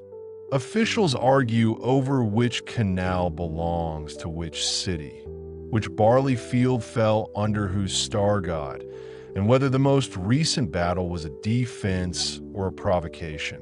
Your commander whispers, "If this gets any drier, I'll turn into a date." You nod solemnly. You might be halfway there. Here's your quirky tidbit for today. A few surviving Sumerian treaties include sections written in reverse script, not for secrecy, but for symmetry, so that the gods reading the contract from their spiritual perspective obviously would see the same text as humans. Diplomatic feng shui, Sumer style. Eventually, a middle ground is proposed, a temporary water-sharing agreement, a mutual withdrawal from the disputed field, and a pact not to plant barley within 20 cubits of the contested canal. Everyone pretends to be satisfied. No one actually is. Still, it's progress. You escort the Umma envoy back toward the gate. One of them glances at your uniform and raises an eyebrow. You were at the orchard battle? You nod and he sighs softly. I lost 2 cousins there. You want to say something? Apologize? Justify? Blame it on the gods? But he's already turned away. Later, back in the archives, the scribes inscribe multiple copies of the agreement. One for Lagash, one for Umma, and one to be buried beneath the temple for cosmic witness, just in case the gods forget their own terms. Historians still argue whether these treaties held any real power or were just symbolic gestures to buy time. Some lasted for years. Others were broken within days. The tablets endure, even when the promises didn't. As evening falls, you sit on a carved stone bench outside the temple courtyard, rubbing the bridge of your nose. There's a new kind of exhaustion in you. Not the muscle weariness of marching, but the mental grind of watching grown men argue about dirt. You miss the simplicity of the shield wall. At least then, you knew who was trying to kill you. Inside, the priests are lighting lamps and singing evening hymns. The flickering glow dances across statues of the gods, stern, stylized, watching. You wonder what they think of today's outcome. Peace? Temporary? Victory? Subjective? But survival? That's something. You head back to your quarters. Along the way, You pass a trader hawking charms blessed for negotiation. He swears his last one helped a priest get 3 goats for the price of one that you buy it anyway. Just in case the next war is decided over barley again. You're dreaming of barley. Yes, barley. When a horn blast yanks you straight out of sleep and into the cold, pre-dawn chaos of another Sumerian situation. You scramble to your feet, boots half on, tunic twisted like a drunken priest's chant, and sprint toward the armory where your squad is already gearing up. But this time, it's not an invasion, it's a flood. You crest the outer wall and stare in disbelief. The canal overflowed during the night, probably a backed-up gate, or maybe some overeager priest tried to bless the harvest with too much water. Now, what was once a calm irrigation trench is churning like a drunken bull in a clay bathtub. And worse, the outer defensive rampart is crumbling that you're handed a shovel.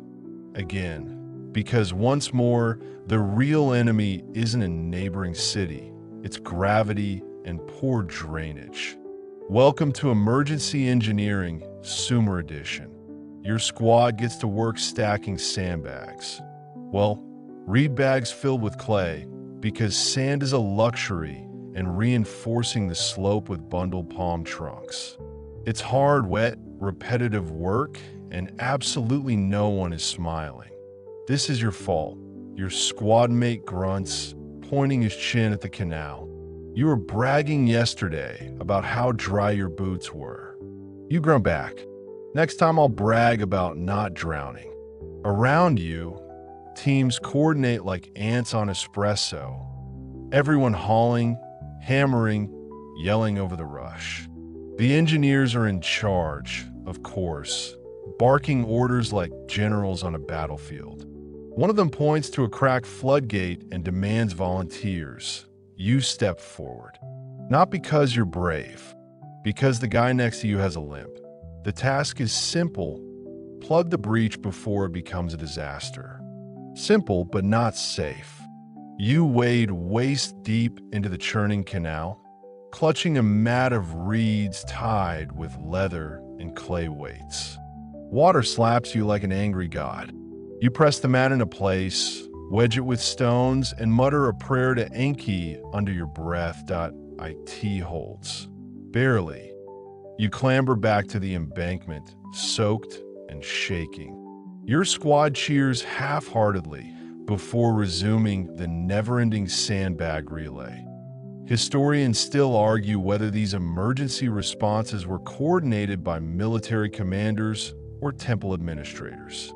Most agree it was both, because in Sumer, the line between soldier, civil servant, and river janitor was extremely blurry. This flood?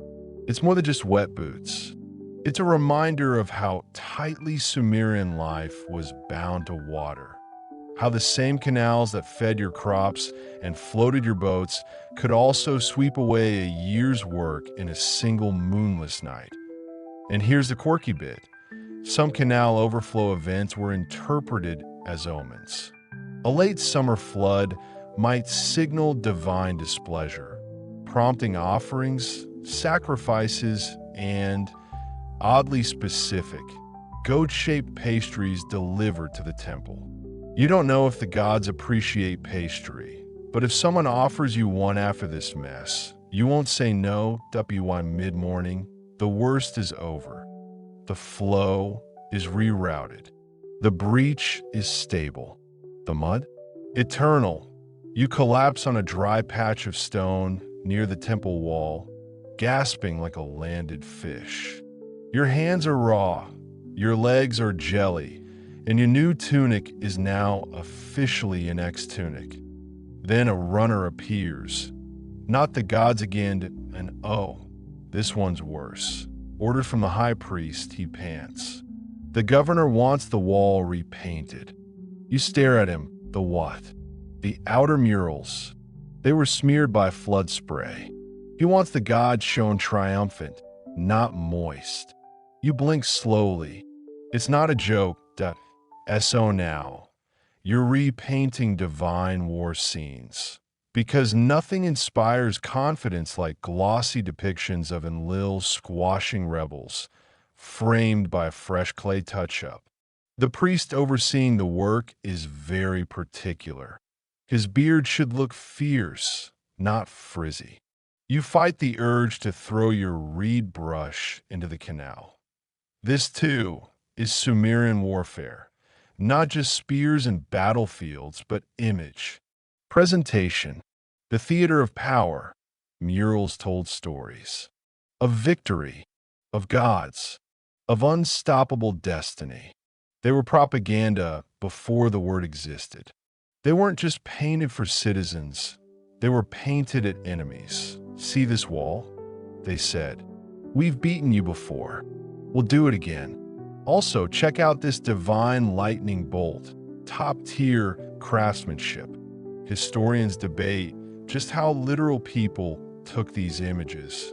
Did soldiers truly believe their king personally tamed mountain beasts with a flick of his bronze dagger? Maybe, maybe not. But belief was powerful.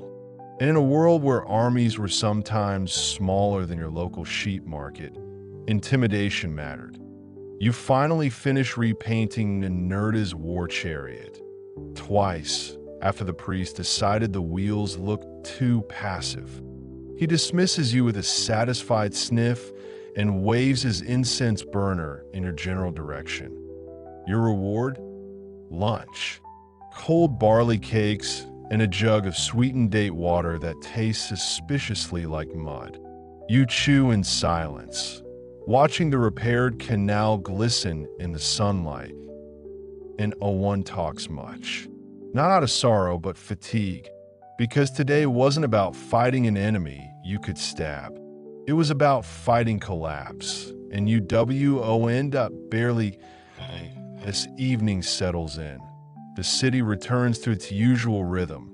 Priests chant, merchants haggle, children throw stones at each other in expertly recreated battle formations.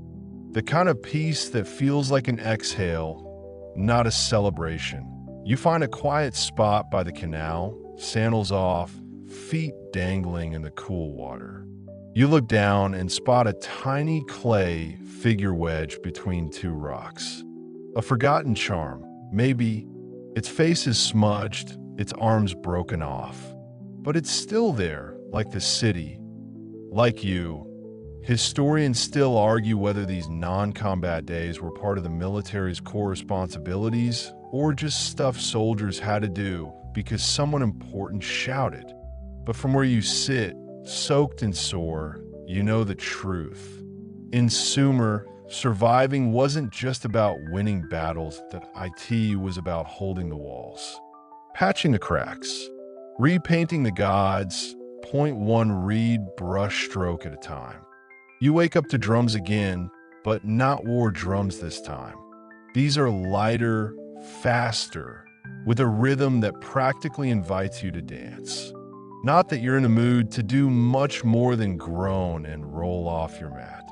Still, curiosity beats stiffness, so you follow the sound. It leads you to the temple square, already bustling with people. Market stalls have sprouted like mushrooms after a rain, brightly woven awnings flapping in the early breeze. And right in the center of it all, a makeshift stage covered in garlands, flanked by banners bearing the city's crest. It's festival day, not just any festival, either. It's a celebration of the goddess Inanna, lady of love, war, fertility, and dramatic entrances.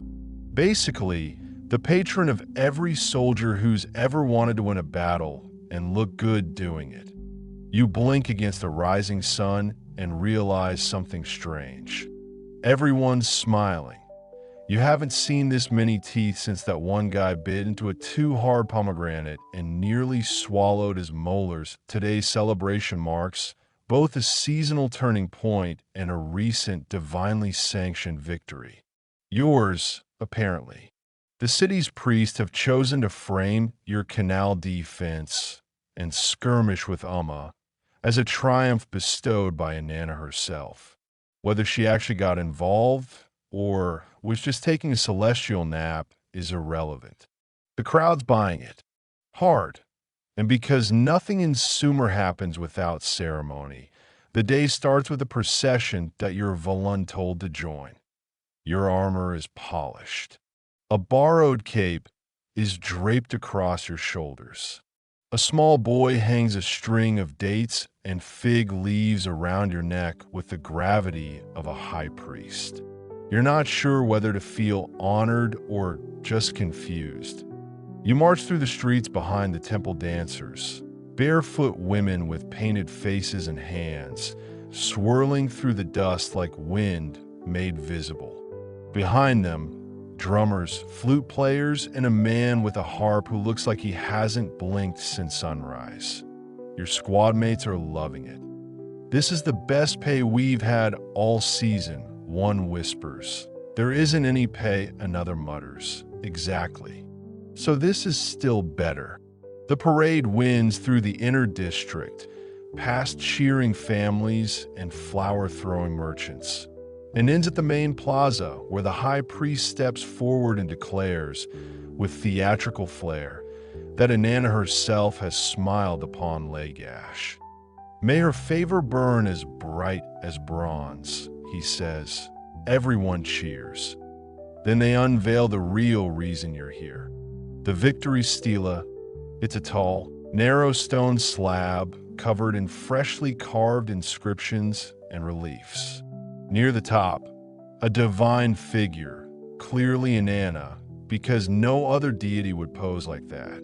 Below her, rows of soldiers, lines of canal walls, and a perfectly inaccurate depiction of the battle where you definitely didn't ride a chariot single-handedly through enemy ranks with a lion skin on your back.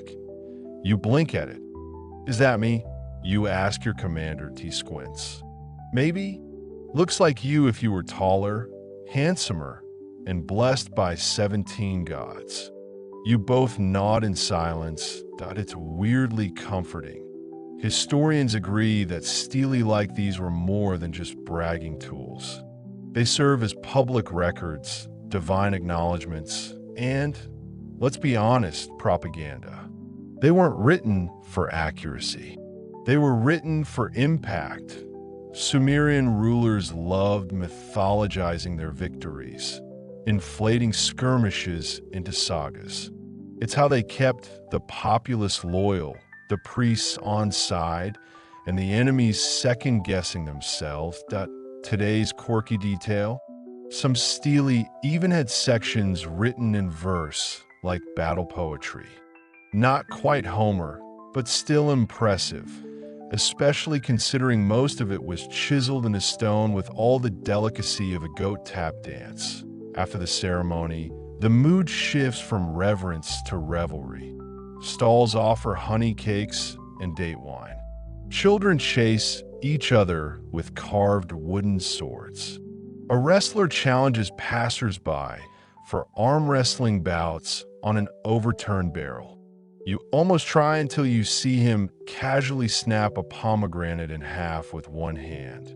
Smartly, you opt for honey cakes instead. At 1 point, you're invited to a storytelling contest. You decline, but your loudest squad mate doesn't. He immediately launches into a wildly exaggerated tale involving 5 Umma warriors, a lucky eel, and a very confused bull. It makes absolutely no sense and earns a standing ovation. You laugh until your sides hurt. You needed this because for once, no one's shouting, no one's bleeding, and no one's talking about next season's campaign. Even the priests seem relaxed. Well, as relaxed as men in 50 pounds of embroidered linen can be. You sit on a wall near the outer ring, watching the sun begin to dip and the festival's golden glow wash over everything like honey poured from the heavens. There's music, laughter. Someone's dancing with a chicken. It's all absurdly, messily, beautifully human. And it reminds you of something important. This is what you fight for, not just for land, or canals, or treaties that fall apart like poorly baked bread.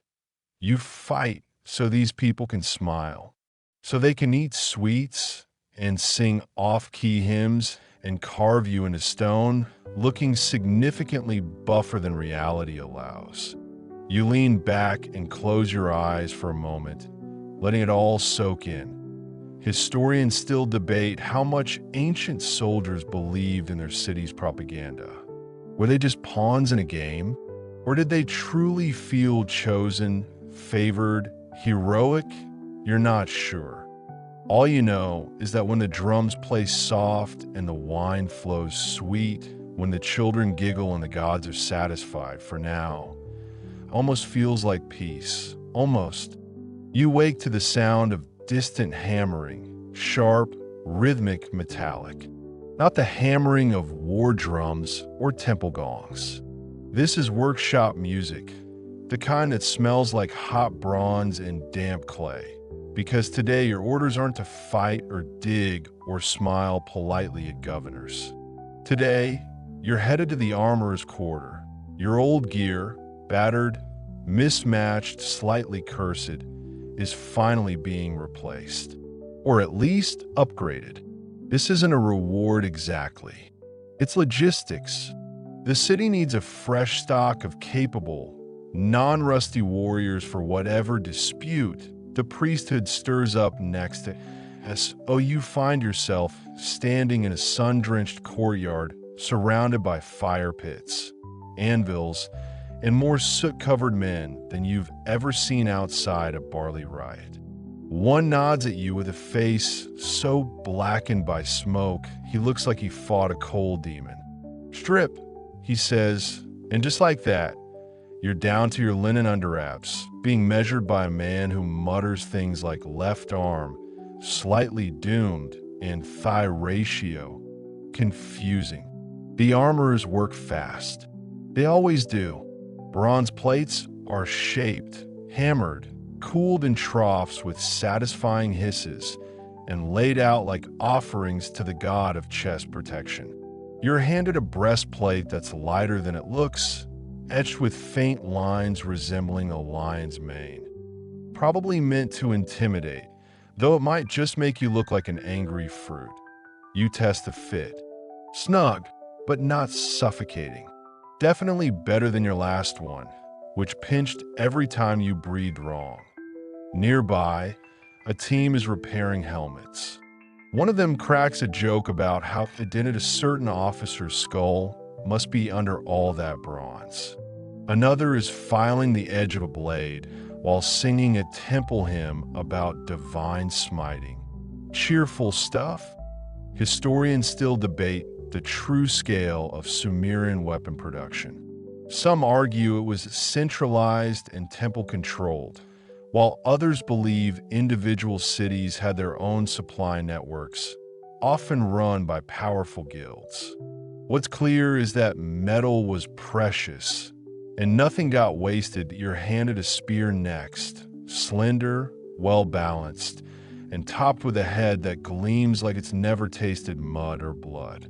The smith tells you it was reforged from 2 broken blades.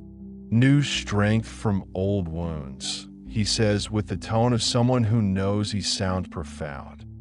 Your final piece of gear? A dagger. Not just any dagger, though. This one has a handle carved from bone, stylized into the shape of a curled serpent. It fits your palm like it was made for it. You wonder who it belonged to, and whether they made it home. Don't drop it, the smith says. It bites back. That's probably a joke. Maybe here's your quirky tidbit for today. Some high-ranking soldiers wore miniature charms hidden inside their weapon hilts. Tiny glyphs, carved prayers, or even small curls of a lover's hair. Not for luck, necessarily, but as a reminder of what they were protecting. And, occasionally, who would mourn them. You thank the armorers and leave the quarter gleaming like a newly minted god of questionable posture. Next stop, tactics review. You and a dozen others gather in the shaded side hall of a granary that's been converted, today at least, into a war room. Clay maps are laid out on tables. Styluses point at canal lines, fields, elevation markers that are definitely optimistic interpretations of local hills that a captain walks you through mock deployments. If you face archers here, he says, pointing to a scribble labeled suspected orchard, don't cluster. That's how you die quickly and stupidly. You nod. Then he glances at you. Let's say your squad is flanked by 2 units coming from different angles. You've got a water channel at your back and no reinforcements for half a league. He pauses. What do? You hesitate. Hope they brought sandals, not swords. He stares at you. Fall back to the channel. Use the embankment as cover. Create a bottleneck. He nods just once.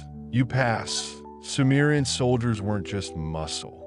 They were taught how to think in formation, how to read terrain, anticipate movement, and use the environment like a weapon. The military system rewarded obedience, but respected cleverness.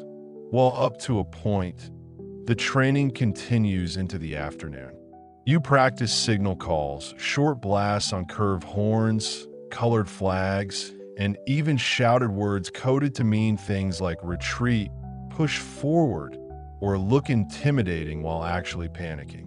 It's not glamorous, but it's how you stay alive. Historians still argue whether the Sumerians had formal officer schools or if tactical knowledge was passed more informally through field experience and temple-sanctioned scrolls. Either way, it worked because you're here. And so is the city. As the sun begins to fall behind the ziggurat, you're dismissed. Your new gear clinks softly as you walk back through the alleys, past fig trees and sleeping dogs. You stop by the canal, your canal now in a weirdly personal way, and watch the water drift lazily by. You take the dagger from your belt, flip it once, and hold it up against the fading light. You think about how many hands it's passed through and how many stories are buried in its edges that a group of kids run past, laughing, one of them carrying a wooden shield made from a roof tile. You smile, because even after drills, debts, and dents, there's something comforting about the rhythm of it all. Gear up, learn, wait, survive. You wake before the sun rises, not because of horns or shouting, but because your brain decided it needed to review battle formations at 4 in the morning.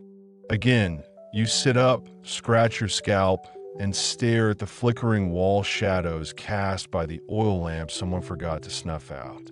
The barracks are quiet, save for soft breathing and the occasional sleep mumble. One guy's arguing with a goat in his dream. Again, you slip out, armor tucked under one arm, and step into the cool, pre-dawn silence. This is training day, not the sweaty, dig a trench, carry a rock kind. This is elite-level stuff, the kind of tactical practice that separates the cannon fodder from the field leaders. You were selected last week, probably because someone noticed you didn't accidentally impale yourself during the last skirmish. The training ground is set outside the city walls, near a flat patch of sun-baked earth, already crawling with captains and recruits. Painted stones mark out lanes, ambush zones, and imaginary high ground. There's a scribal assistant sketching formations in the dirt with a long reed, grumbling every time someone steps over his careful lines. Your squad joins up with 3 others. Each team's assigned a mock commander. Yours is a wiry man with a mustache so thin it looks like it was drawn on with soot and misplaced confidence. Listen close, he says, this isn't about looking heroic. It's about not dying. That means spacing, shielding, and not chasing down every enemy like you're the son of the thunder god. He gestures to the scribal sketch. You're the river team. Your job is to hold the crossing until support arrives. Use the reed clusters and fake elevation here. He pokes a lumpy mound to make it painful for anyone to get close. And just like that, the scenario begins. You move into formation, frontline shields low, second rank with spears ready, slingers behind with pouches of pebbles. You glance around. No real weapons today, just wooden stand-ins, cloth wrapped for safety, though a good whack still leaves a bruise. The enemy unit appears over the ridge, another squad from a neighboring garrison. Friendly rivalry, sure, but there's definitely someone out there you owe a bruised shin from 2 months ago. The mock battle begins with a whistle. You brace, rush, scatter, reform. You and your team hold the canal zone, adjusting constantly, calling out positions and ducking the occasional stone. Your spears jab, shields tilt, and someone pulls off a surprise flank through a hidden path of reeds. It's messy, loud, strangely fun, and surprisingly close to the real thing. Because here's your quirky fact, Sumerian military training often included mock battles, sometimes even ritualized tournaments between garrison units, complete with official spectators, wagers, and priestly commentary. Think Olympic Games, but with slightly more bruising and fewer laurel wreaths. Point one thing becomes clear quickly. Discipline is key. Your group holds formation better than the others. Not perfectly. One guy slips and face plants into the fake canal, but enough to repel the enemy advance. Afterward, your instructor claps you on the shoulder. Good. You didn't run. That's half the battle. You nod, breath heaving. Your arms are jelly, your back's on fire, and your legs feel like someone replaced your muscles with wet sand. Still, you feel good. Not just good, capable. And that's dangerous knowledge in Sumer. Because capable people don't get left alone for long. Later that afternoon, you're called into a side chamber of the temple granary, a drafty, scroll-filled room where the city's military scribes handle personnel matters. One of them hands you a sealed clay token. Report to the border outpost at Adab, he says, not even looking up from his ledger. Rotation schedule. You blink. I thought I was staying in Lagash. Change of plans. Change of plans is Sumerian for someone more important than you decided to ruin your routine. You know Adab. Small city. Decent beer. Terrible food. Its border is a hotspot for canal disputes and bandit raids. Not glamorous. Not quiet. But important, you pack your gear. Say goodbye to your bunkmates, who offer helpful advice like don't die, and take extra socks, even though you all know socks haven't been invented yet sundown. You're walking west with a half dozen others, following the trade road under a sky that's just starting to blush with stars. The journey takes 2 days. Long enough for your feet to hate you, but not long enough to forget your name. Along the way, you pass half-dried canals, farmer camps, and the occasional traveling merchant with a cart of jars tied down like tiny prisoners. One offers to trade you a carved bone comb for your dagger. You laugh and keep walking to the Adab outpost, a squat mud brick structure surrounded by a half-hearted palisade. You're welcomed by a captain with sun-bleached armor and the aura of someone who's seen too many excuses that he squints at you. You from Lagash? You nod good. We need someone who knows how to read a map and swing a blade. Not at the same time, I hope. He stares. You decide to stop joking. he shows you the lay of the land. There are 3 critical watch points, each one near a canal bend, 2 of them with regular reports of movement. Could be enemy scouts, could be smugglers, could be just cranky goats. You'll find out. Historians still argue how formalized these outposts were. Some believe they were small fortresses with schedules and protocols. Others think they were little more than advanced camps with decent walls and a prayer wheel. Based on the dried barley soup in your mess bowl, you're leaning toward the second. Night falls. You take the first watch. The canal glows in the starlight. Frogs chirp. The wind rustles the reeds with a sound like whispering silk. You sit with your back against the wall, dagger tucked in your lap. This isn't a battlefield. Not yet, but it might be tomorrow. And for now, you're ready. The night passes slowly, the kind of slow that stretches time like old leather. Your eyes drift between the shimmering canal and the silhouettes in the distance. Trees? Bandits? Or just your brain inventing shapes from shadows? You don't call an alert. Not yet. That would mean a false alarm report. And the captain at Adab seems like the sort of man who'd choose mistakes for breakfast, then asks for seconds that'll be wide dawn. The fog rolls in low and heavy. It clings to the ground like a lazy spirit and muffles every sound. The watch changes quietly. You crawl into your assigned corner, lie down on the straw mat, and drift into sleep with your boots still on. You dream of crumbling ziggurats and floating swords, but by midday, you're back on patrol.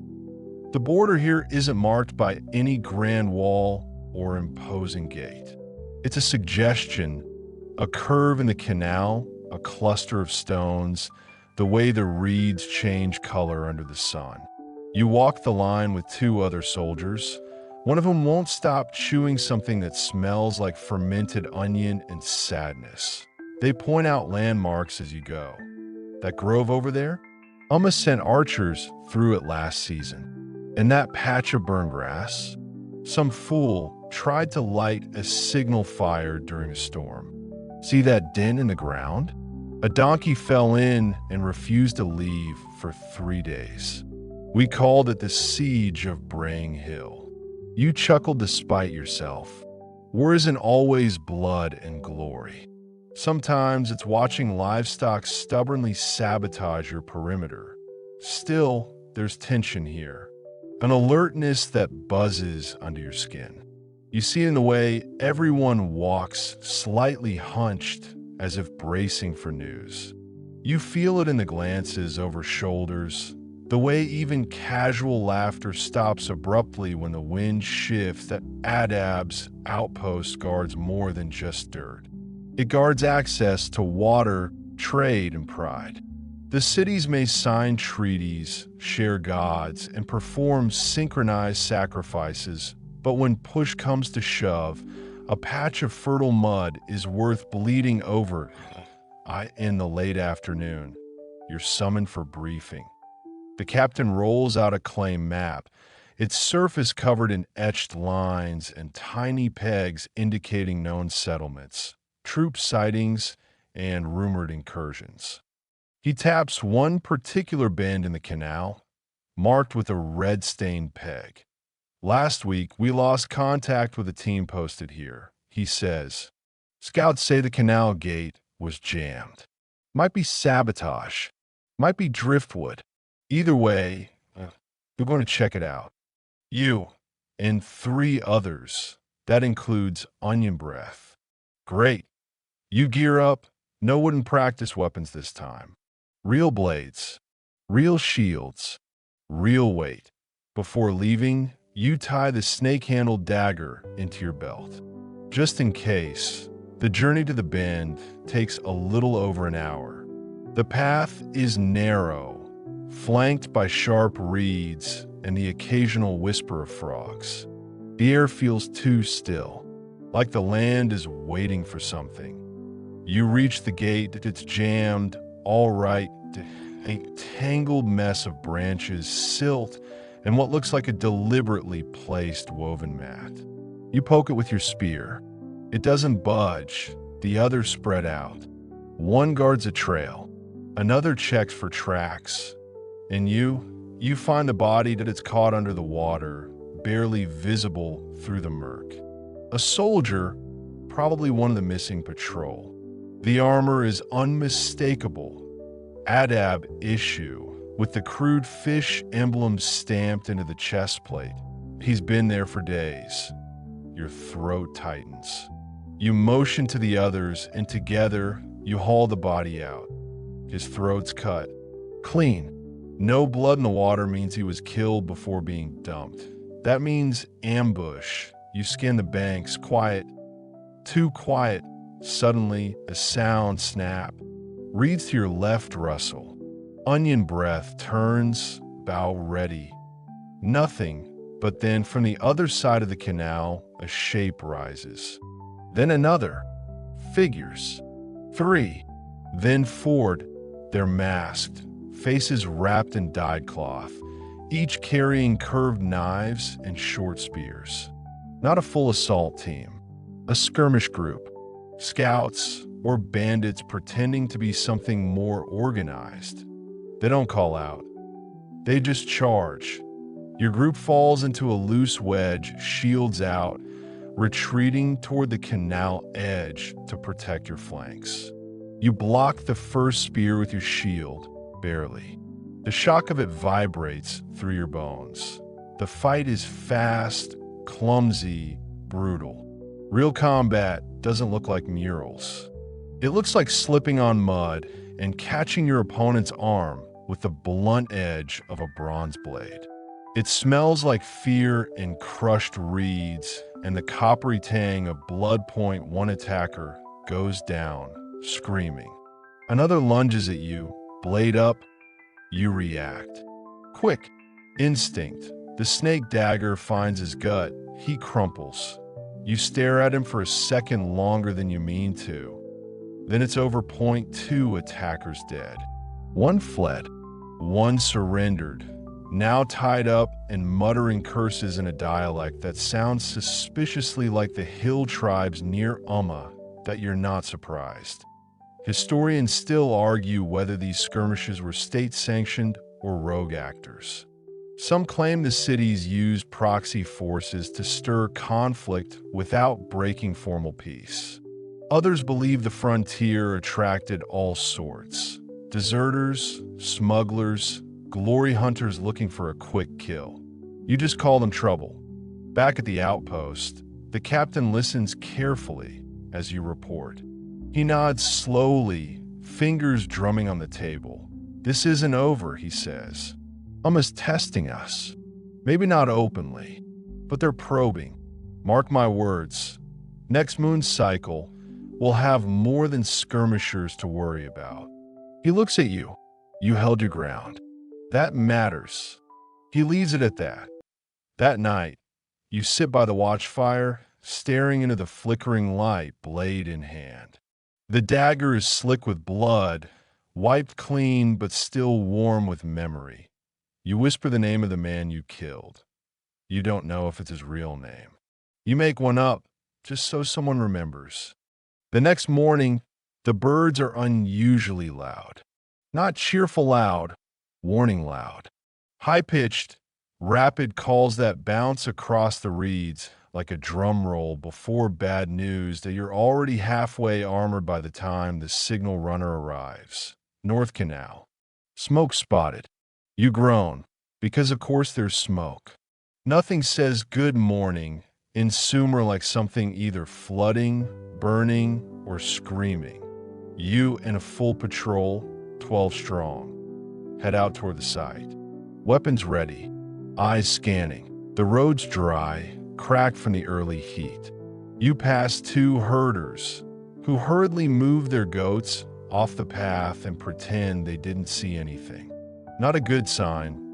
As you near the canal bend, the smoke becomes visible, thin, black, and rising for what should be a barley field.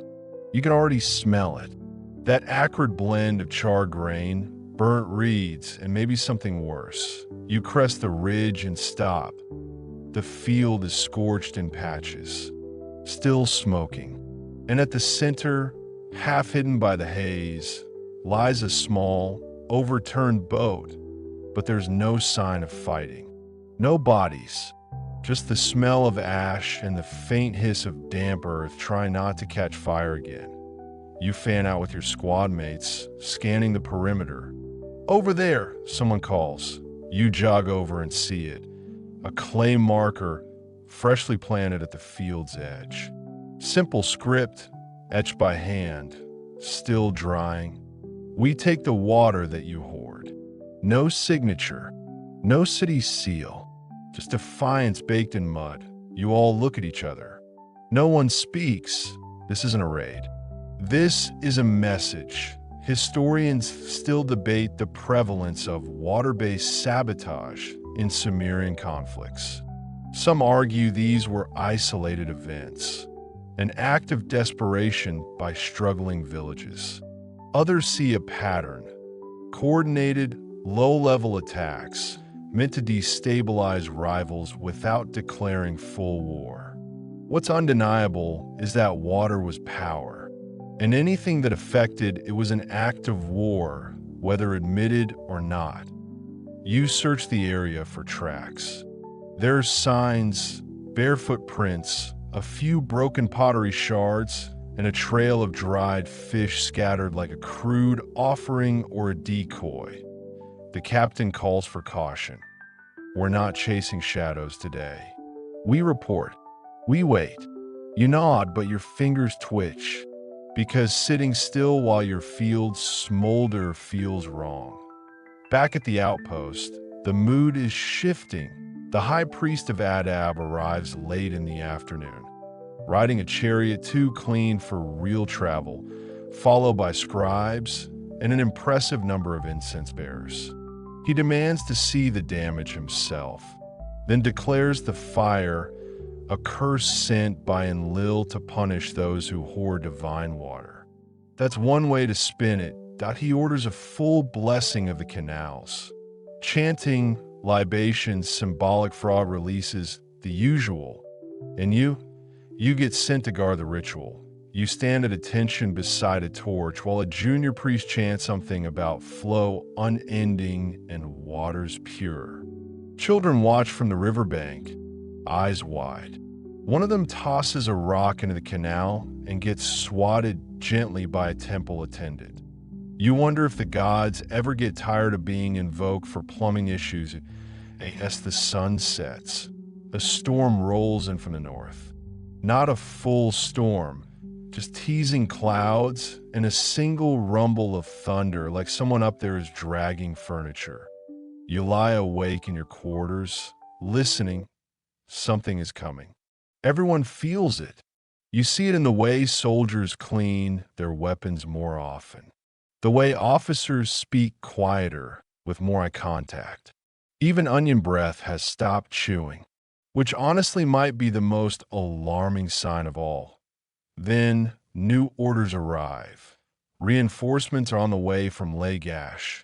50 men, supplies, more weapons that you're told to prepare space. Dig fresh latrines. Reorganize storage pits that you've never seen so much barley moved in one day. Here's your quirky tidbit. Some Sumerian forts included not just storage for grain and weapons, but also ritual pits where soldiers would bury personal items, hair, fingernail clippings, even small carvings to bind their luck to the outpost. Archaeologists still find these and quietly debate whether they were military practice or just bored men making weird choices. You decide to make your own. That night, after patrol, you dig a small hole near the outer wall, just deep enough to hold the clay figure you found weeks ago. Broken, forgotten, but still whole enough to mean something. You press into the earth, whisper a few awkward words, and cover it up. Not for luck, for memory, because sometimes You need to leave something behind to stay steady where you are. The next morning, the reinforcements arrive. Dust clouds rise in the distance first, then the gleam of bronze. The steady drumbeat of sandals on baked earth. You line up with the others to greet them. They're younger than expected. Many wear new gear, clearly issued just days ago. One drops a shield as he dismounts and flushes bright red. You smile despite yourself. They're green. You were too. The captain addresses them. Brief, stern, efficient. You're not here for glory. You're here to hold a line. Learn fast, stay sharp, trust your squad. He assigns them to existing patrols. And by some divine joke, you get 3 that you show them the layout, the watch points, the weapons racks. One of them asks how often things get real. You think of the dead man in the canal, the burnt field, the clay message. Often enough. He nods, a little more serious now. That night, you sit around the low fire with your new unit. You tell them about the flood you stopped, the day you repainted a god's beard, the eel that saved a soldier from an ambush. They laugh. You don't tell them what came after. Not yet. Let them have this moment. The stars are out again. The canal glows like a quiet sword in the darkness. You close your eyes and listen in oh horns yet. But the drums are starting to beat in your chest. You're awoken by a whisper. Not the dreamy kind that floats from the gods, wrapped in riddles and fig-scented mystery. No, this is the sharp, dry whisper of someone urgently trying not to shout. Up. Now. You blink, heart already racing. It's still dark. Moonlight spilling across the barracks floor in stripes. Your squad mate's face hovers in the gloom, pale and serious. Scouts just returned, he mutters. Movement at the east bend. 5 figures, maybe more. You're up before he finishes the sentence. Armor. Spear. Dagger. Helmet. Check, check, check, and breathe. The outpost is already humming. Quiet voices, clinking bronze, the unmistakable tension of people pretending this might not be the moment. But it probably is. The captain briefs you fast. A perimeter patrol spotted figures just beyond the tree line. They didn't respond to challenge calls. No insignias. Moving in formation. They're either bandits who read military manuals, he says, or they're from Umma. Neither is ideal that you're assigned to the Eastern Watch with your 3 new recruits. You take a moment before heading out, checking their straps and shield positions. Not because you're their sergeant, just because someone has to. The youngest one's trembling. You say gently, remember, hold formation. Don't chase. Don't blink first.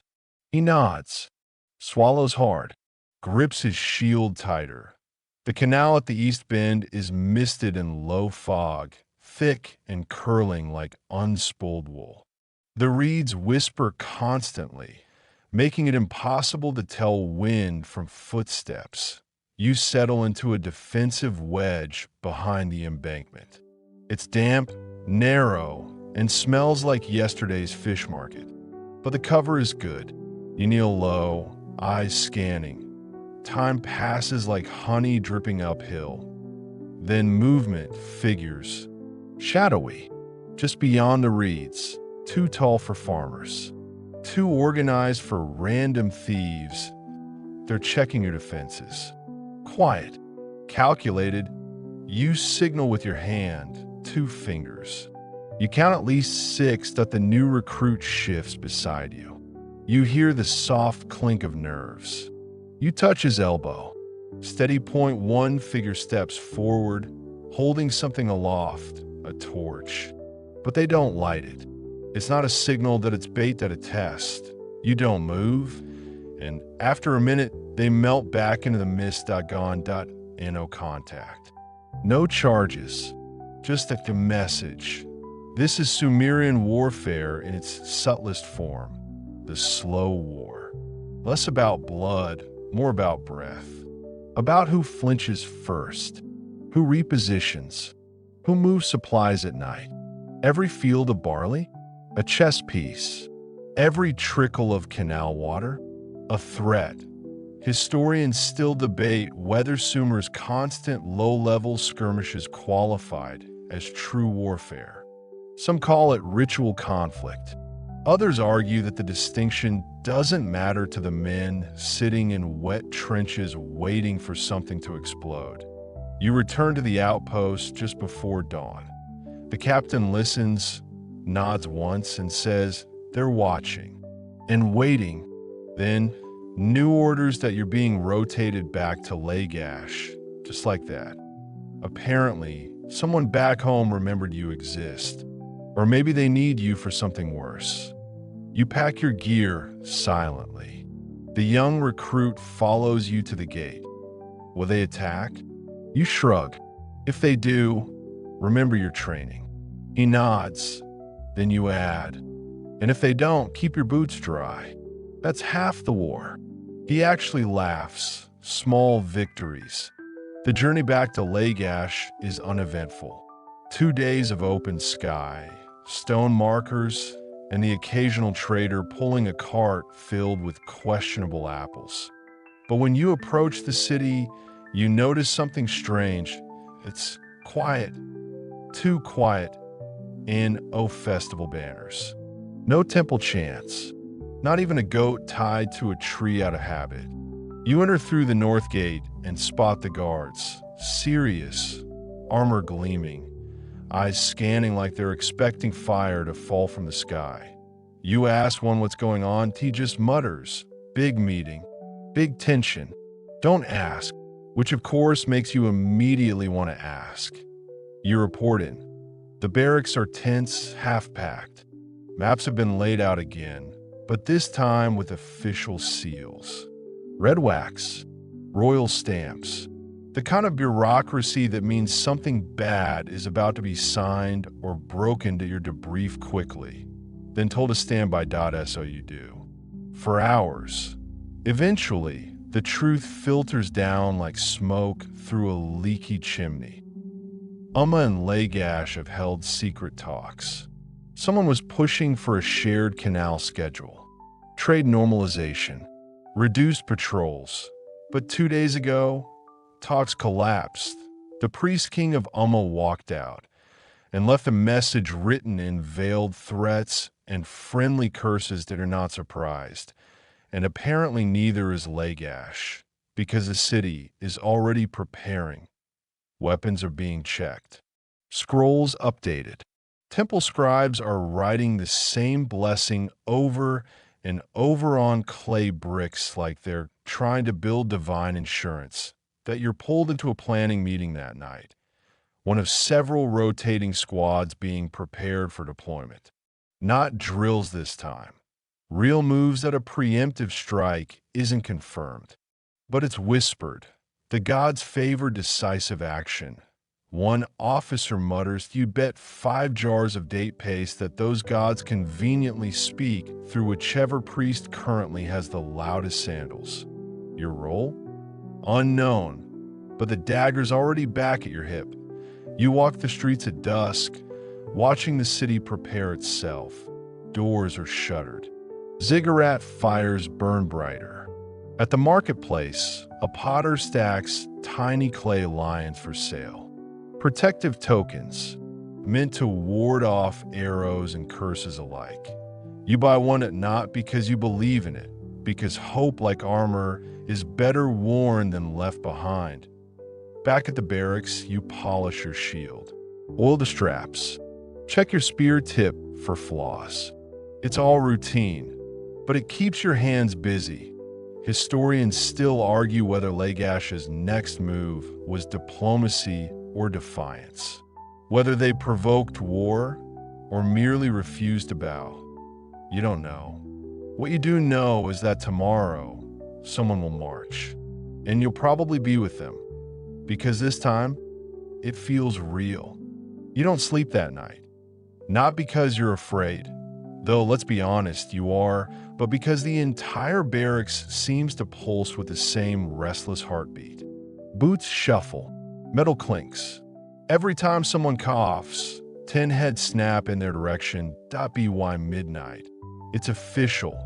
Lagash is mobilizing.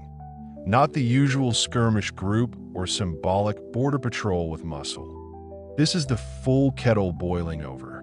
Orders are being shouted. Scribes are running around with wax tablets like bees dipped in stress. And you're assigned to Vanguard Column 3. Congratulations. That's the one expected to meet initial resistance, which is code for you'll probably get stabbed first.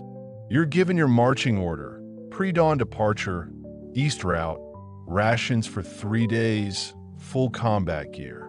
Temple priests swing by with blessings in the form of painted clay amulets, each marked with a symbol of Ningirsu, the god of war and agriculture. You shall plow the field of battle. One in tones that you're not sure if that's poetic or just deeply unsettling. Still, you tie the charm to your belt. Just in case, before you leave, you stop by the canal. Not out of sentimentality.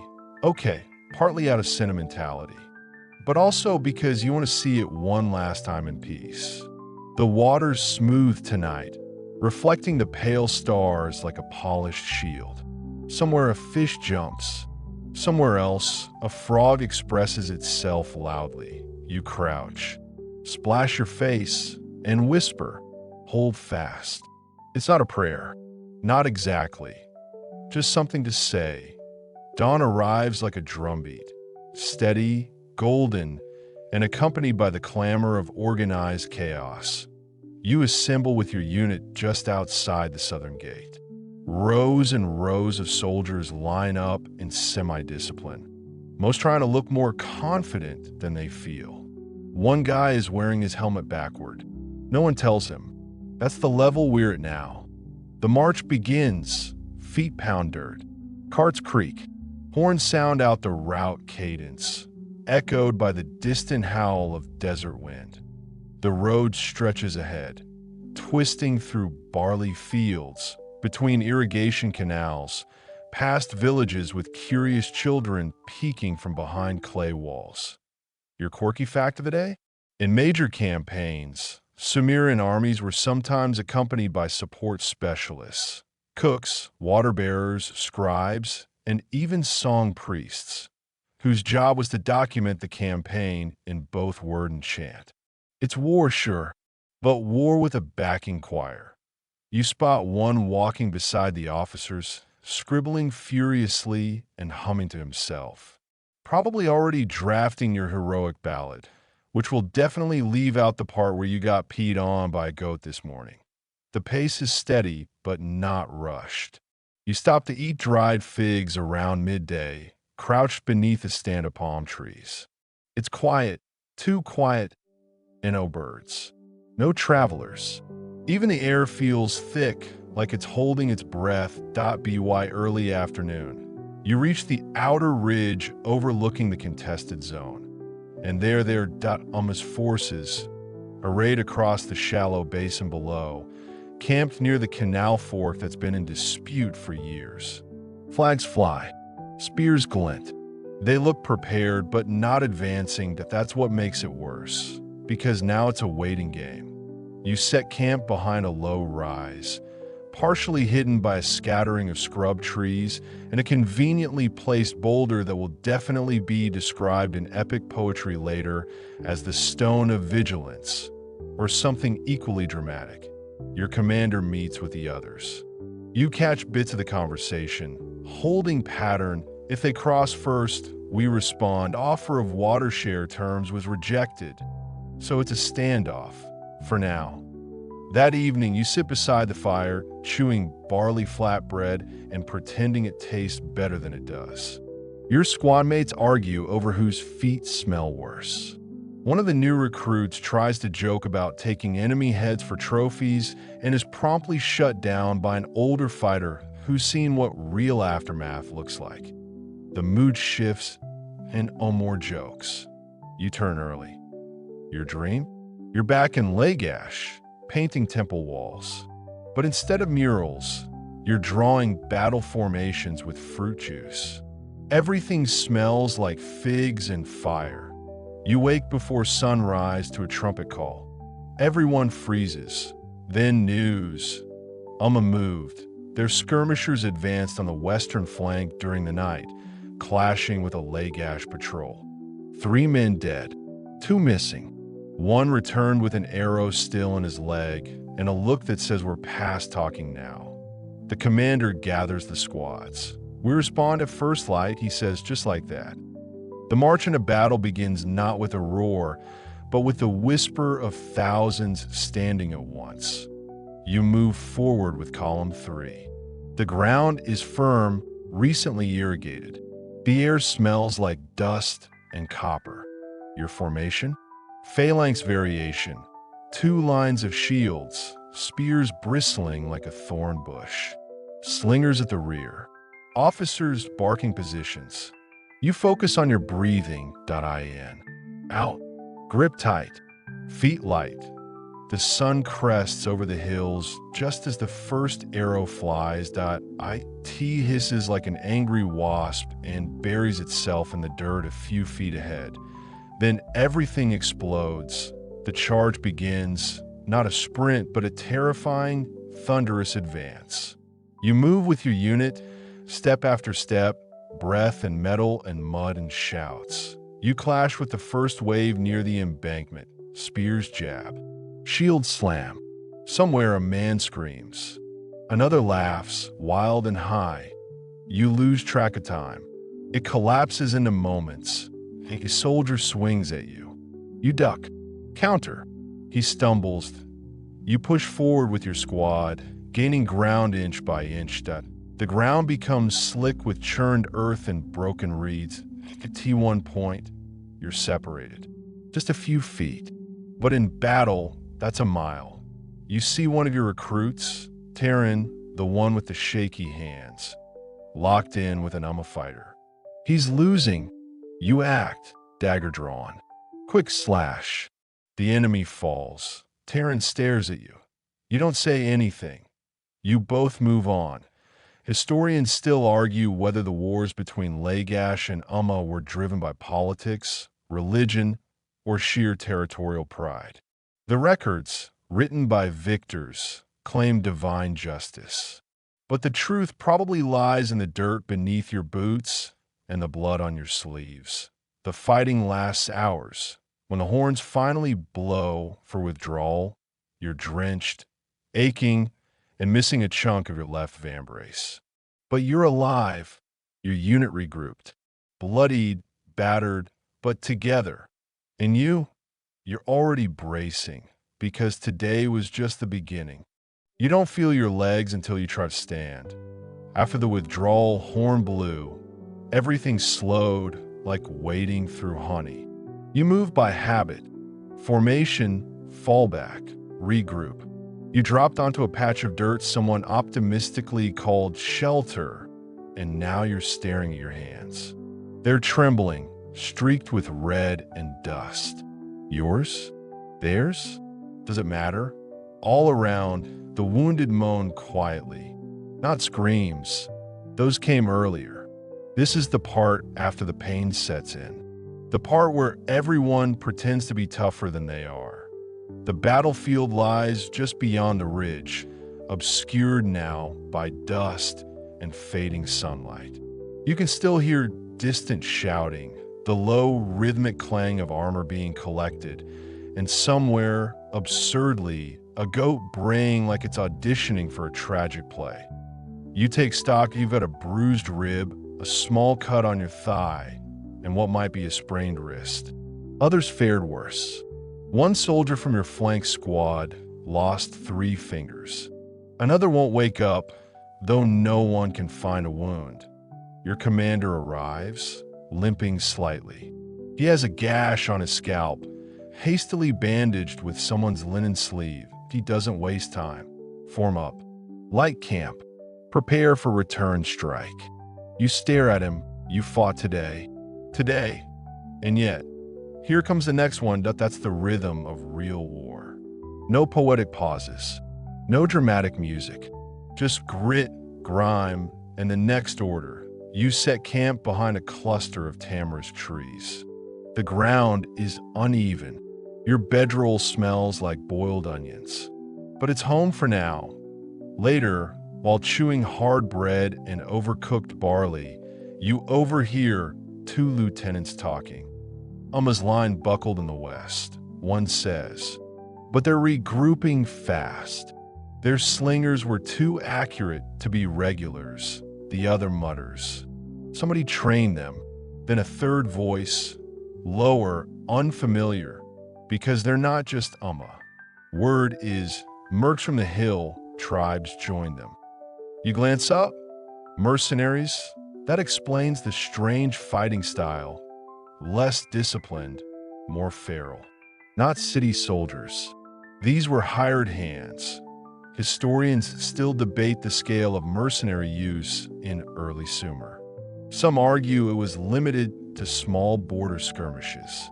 Others believe entire city-states quietly employed hill tribes or outliers. When official warfare wasn't politically wise, you're starting to think the latter's more accurate.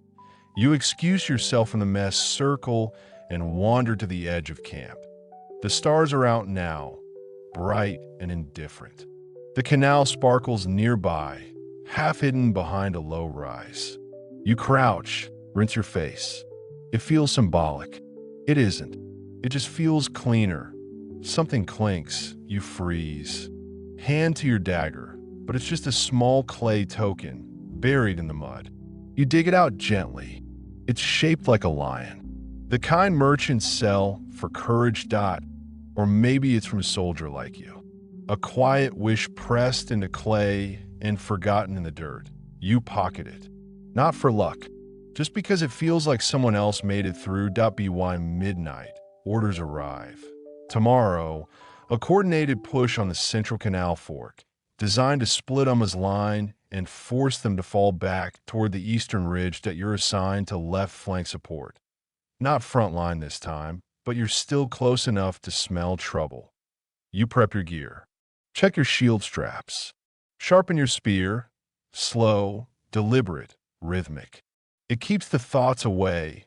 You spot Taryn again, the young recruit. He's cleaning his blade like it insulted his mother. How's the hand? You asked. He shrugs. Still shaking. That's good. You say. He frowns. Means you're still human. He manages a weak laugh. You lie down that night with one ear pressed to the ground. Not for strategy. Just because it feels like maybe if the earth knows what's coming, it'll whisper it to you that IT doesn't. Dawn breaks with a soft blush across the horizon. Birds chirp nervously. Someone's singing a temple hymn under their breath. It's either soothing or horrifying, depending on your mental state. You move out with your unit, forming a long line along the dry ridge. Below, the enemy has restructured. Tighter formation, heavier shields. Someone's leading them. Well, you see a banner fluttering, red with 3 diagonal marks. Not Umma's usual sigil. A clan emblem? No time to wonder. The horn sounds. You advance again. But this time, something's different. You're not charging into a wall, that you're flowing around it. The flanking squad hits first, disrupting their eastern guard. You move next, pinning the center, while slingers force their rear line to scatter. That it's beautiful. And horrible. One moment, you're bracing against a spear. The next, you're driving your shoulder into someone's chest, knocking them back into a ditch. You hear armor tear. You hear metal clatter. Then, trumpet blast. Umma center is falling back. Retreat or regroup? Doesn't matter. You follow orders. Hold position. When it's over, you're panting, slick with sweat and streaked with grime. But you're alive, and for the first time. Lay Gash holds the fork. That night, The mood in camp shifts slightly, and victory dances. No chants, just quiet relief. Someone found figs. Someone else started carving a song tablet. A scribe sketches the day's events while humming under his breath. You find yourself smiling. Just a little. You lie down beside the fire and whisper the same 2 words you've carried since the outpost. Hold fast. Because tomorrow, the canal might change hands again. The gods might blink. Or someone important might get insulted by the wrong kind of goat sacrifice. But for now, you won. And that's enough. Victory, it turns out, smells a lot like burnt barley and tired feet. By the 3rd day of holding the canal fork, the battlefield stops looking like a war zone and starts looking like a very badly managed construction site. Soldiers haul reeds to reinforce makeshift barricades. Mud bricks are stacked in lumpy walls. A trench is half dug, half ignored. Someone builds a latrine pit directly downwind of the cook fire. That someone is never forgiven. Your unit is assigned to fortification detail, which means no fighting, just digging, hammering, shouting, and the occasional passive-aggressive argument over where the sun bakes the worst. Still, there's a hum in the air, an unspoken sense of we did it. You've all seen the spot where Umma's troops broke. The bent spears, the abandoned sandals, the red banner still fluttering at half-staff by the old irrigation basin. Even the commander walks differently now, less like a man balancing disaster, more like one pretending to enjoy the moment before it collapses again. That afternoon, a priest from Lagash arrives by chariot. Gold paint on his sandals. A high, narrow hat that looks deeply impractical for a war zone, that he stands on a makeshift platform of barrels and announces in a nasal voice. By decree of the Temple Council and blessing of Ningirsu, the forked and Mar Canal now belongs to Lagash. Let be known. You clap. A little. Everyone does. Politely. Because really, you're just here to hold spears, not real estate. That night, there's a feast. Not a proper one. This is still a military camp. But someone smuggled date beer, someone else caught a fish, and a third someone roasted it so aggressively that the tail turned to ash. Doesn't matter. It's almost merry. You sit with Taryn and the others around a low fire. He's better now. Still quiet. Still flinches when someone drops a pot behind him. But he's talking more. Even laughed at one of your jokes earlier about battle helmets doubling as soup bowls. Progress. You tell a story about the time you saw a temple goat interrupt a royal procession by head-butting the prince's ceremonial standard. True story. Mostly, everyone laughs that it's warm. Safe. Until the messenger arrives, a dusty young man. Pale from riding too fast. Barely able to speak through the dryness in his throat, he hands a sealed clay tablet to your commander. The fire crackles. The commander reads, expression hardening by degrees. Then, new intelligence. Umma's mustering a fresh force.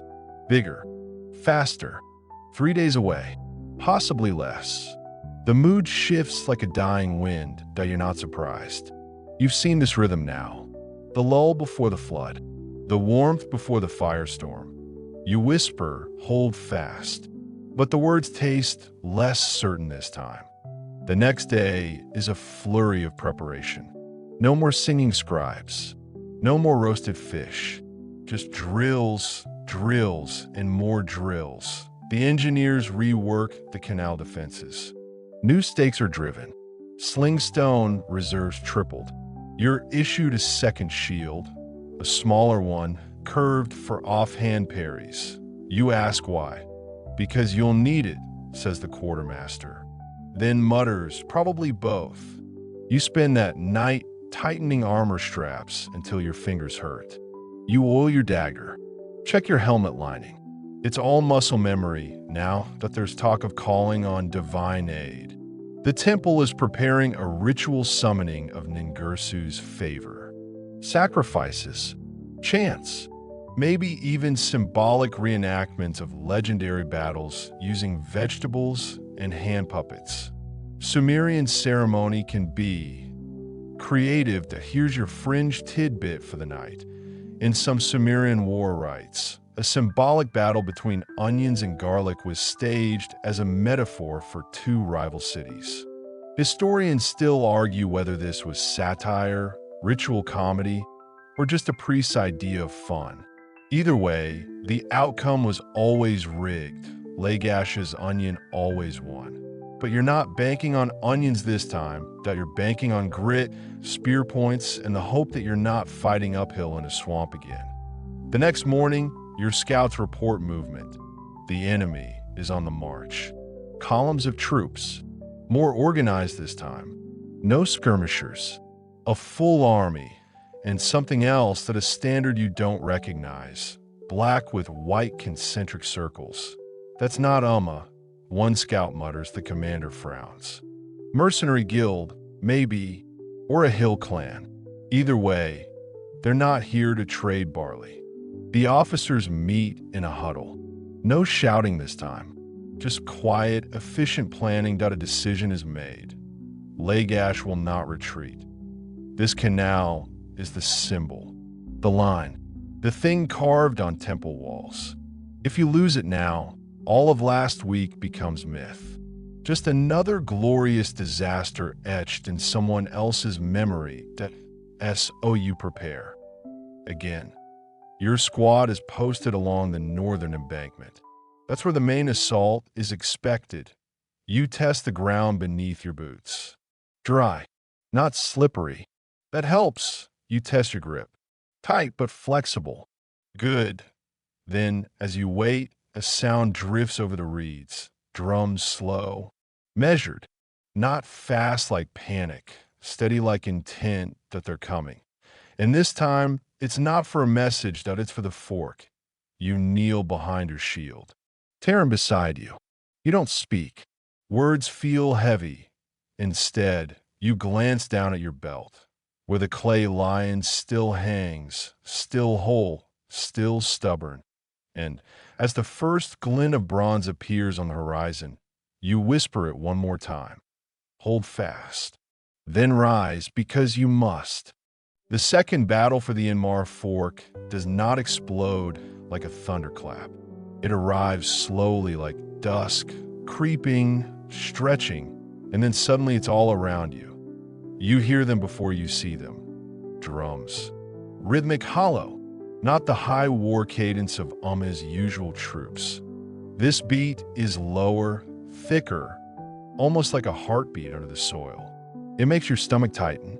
Like the earth itself is nervous, then the banners rise over the ridge, black and white, just as the scout said. A circular emblem you don't recognize. The figures beneath them are leaner than typical Umma soldiers. Fewer helmets, more body paint. The sun gleams off oiled skin and curved bronze blades. These are not regulars. These are higher blades. Mercenaries that you've heard of them. Hill tribes from the northeast. The kind who fight because they like it or because they were paid to dislike you. Nobody likes fighting someone who has nothing to lose. The officers down the line begin shouting orders. Spears out, shields tight. Your formation sets along the raised canal bank. Two staggered rows with slingers and archers behind. The trench before you is filled with sharpened reeds and angry prayers. The enemy advances in silence and chants. No boasts, just the sound of many feet moving in deadly agreement. Then a single horn blast. They charge, that it's fast. Too fast. You brace your feet just as the first wave slams into the outer line. Shields rattle. Spears snap. The air fills with grunts, yells, and the dull thwunk of impact. You thrust, connect, pull back. Again, that a mercenary crashes into your shield, snarling, dagger flashing. You drop low, sweep his legs, then jab up, one clean motion. He falls without a sound. Beside you, Terran is holding steady, eyes wide but focused. You'd be proud if you weren't busy not dying. The line bends, not breaks that a second wave slams into the flank. The impact sends two men tumbling. You adjust position, plug the gap. Sweat drips into your eyes, mixing with dust and blood. The hill mercenaries are relentless.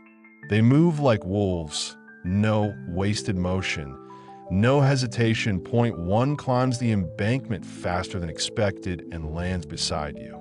Too close for a spear. You drop it, draw your dagger. The fight turns ugly, grappling, gasping, close enough to smell garlic and old fear. You win. Barely. Historians still argue how organized Sumerian warfare truly was, whether these tightly coordinated phalanxes were the norm or just temple-praised exceptions. But today, there's no symmetry, no neat formation, just survival. Then, just as suddenly as it started, the tide shifts, the horn sounds from your rear. Reinforcements. Column 6 arrives from the southern bank, flanking the mercenary line. It's a well-timed maneuver, and it punches hard. The enemy reels. They weren't expecting support so quickly. Now they're being pinched. Your defense from the front, fresh troops slamming into their exposed side. IT works. You see hesitation in their ranks. The second line stumbles. Some begin to fall back, pulling wounded as they retreat. But the hill tribe leader, clearly marked with white streaks on his arms, refuses. He charges forward, rallying three others, slicing clean through two of your slingers. He's coming straight at you. And he's fast. You brace, his blade whistles. You dodge, barely. The next strike catches your vambrace. Metal screeches. Your arm goes numb. You fall. He raises his blade for the final blow, and Terran crashes into him from the side. They tumble. You scramble up, gripping your dagger tight. The leader is dazed. You don't hesitate. You strike once, twice. He falls. You and Terran stare at each other, panting. He grins, wild-eyed. You're welcome. You laugh, blood in your teeth. You're late. Then the final horn sounds, retreat. Not yours. There's the mercenaries pull back. The field is yours. You fall to your knees because your legs have finally noticed they're attached to your body and would like a word. Later. How much later? Who knows? You sit by the canal, washing your hands in the shallow water. It runs red at first, then pink, then clear. You watch it all flow away. The commander walks by, pauses. You did well. You nod, unable to reply. He sits beside you. Not as a leader, just as someone who survived. He pulls a flask from his belt, offers you a sip. It tastes like fermented figs and bad decisions. You take another. They won't be back soon, he says. Not after that. You believe him. Maybe. Nearby, someone is singing again. Not a hymn this time. A marching song. Slow and tired, but steady. The kind of song sung by people who've stopped hoping for peace but still know the value of not dying. Your quirky tidbit? Some Sumerian victory reports included not only battle descriptions, but also how the enemy wailed like cattle left in floodwaters. You're not hearing that now. Just silence and breath and the scrape of worn sandals against stone. As night falls, you help gather the fallen. Friend and foe alike, you don't look at faces. Just move carefully, reverently. It's not about who won anymore. It's about what's left. Back at camp, they light fires. Low, respectful. The priest from before returns to declare the fork eternally lay gashes. He throws barley into the flames and invokes 9 gods. Everyone nods, but no one cheers. You sit with Terran. You don't talk, just pass the flask back and forth. Eventually, you whisper, "We held." He nods. You both fall asleep beside the fire, Armor still on, boots still dirty, but heart's just a little lighter. Tomorrow, you don't know, but tonight, you held the line. Morning comes gently, for once in horns. No shouting, no clatter of spears against shields, just the soft murmur of wind across the fields and the quiet rustle of soldiers waking up confused that they're still breathing. You open your eyes to a gray-pink sky. The air is cooler today, fresh, clean in a way that battlefield air has no business being. You stretch, slow, careful, because every joint in your body has now remembered it exists and is filing a formal complaint. Terran is still snoring beside the dying campfire, arms curled around his shield like it's a blanket. You don't wake him. He earned that sleep. So did you. But there's one thing left to do. The commander summons all remaining squads to the canal's edge. A platform has been built overnight, wood and mud brick, a temporary monument with the temple's banner flapping at half-mast. The priest steps up again, voice solemn. Today, we honor those who stood at the Umma fork. Their names will be carved into the stones of Lagash. Their memory carried in every drop that flows through these waters. You watch as offerings are lowered into the canal. Small clay lions, sprigs of barley, bits of colored thread tied into knots of prayer. You add yours too, the lion from your belt. You hesitate, thumb running over the worn little symbol. Then you let it go, watching it vanish beneath the ripples that it feels right. The priest finishes with a chant in the old tongue, something about strength and soil and the hands that hold both. You only understand half of it, but the meaning lands. The canal is safe. For now, your squad is dismissed after that. No parade, no medals, just a nod, a list of duties, and an order to report back to Lagash by week's end. You help break down the forward camp. You roll up tarps, stack and use slings, and gently cover the trench with fresh earth. At T1 point, a young scribe approaches, tablet in hand. He's collecting names. Name, he asks, you tell him, but he nods. You were in column 3, right? Left flank. Correct. He scribbles. You saved the canal. You laugh. We stalled it. The canal saved itself. He shrugs. Doesn't read as well. Historians still debate the actual scale of the Battle of Umma Fork. Some argue it was a minor engagement, exaggerated by temple scribes.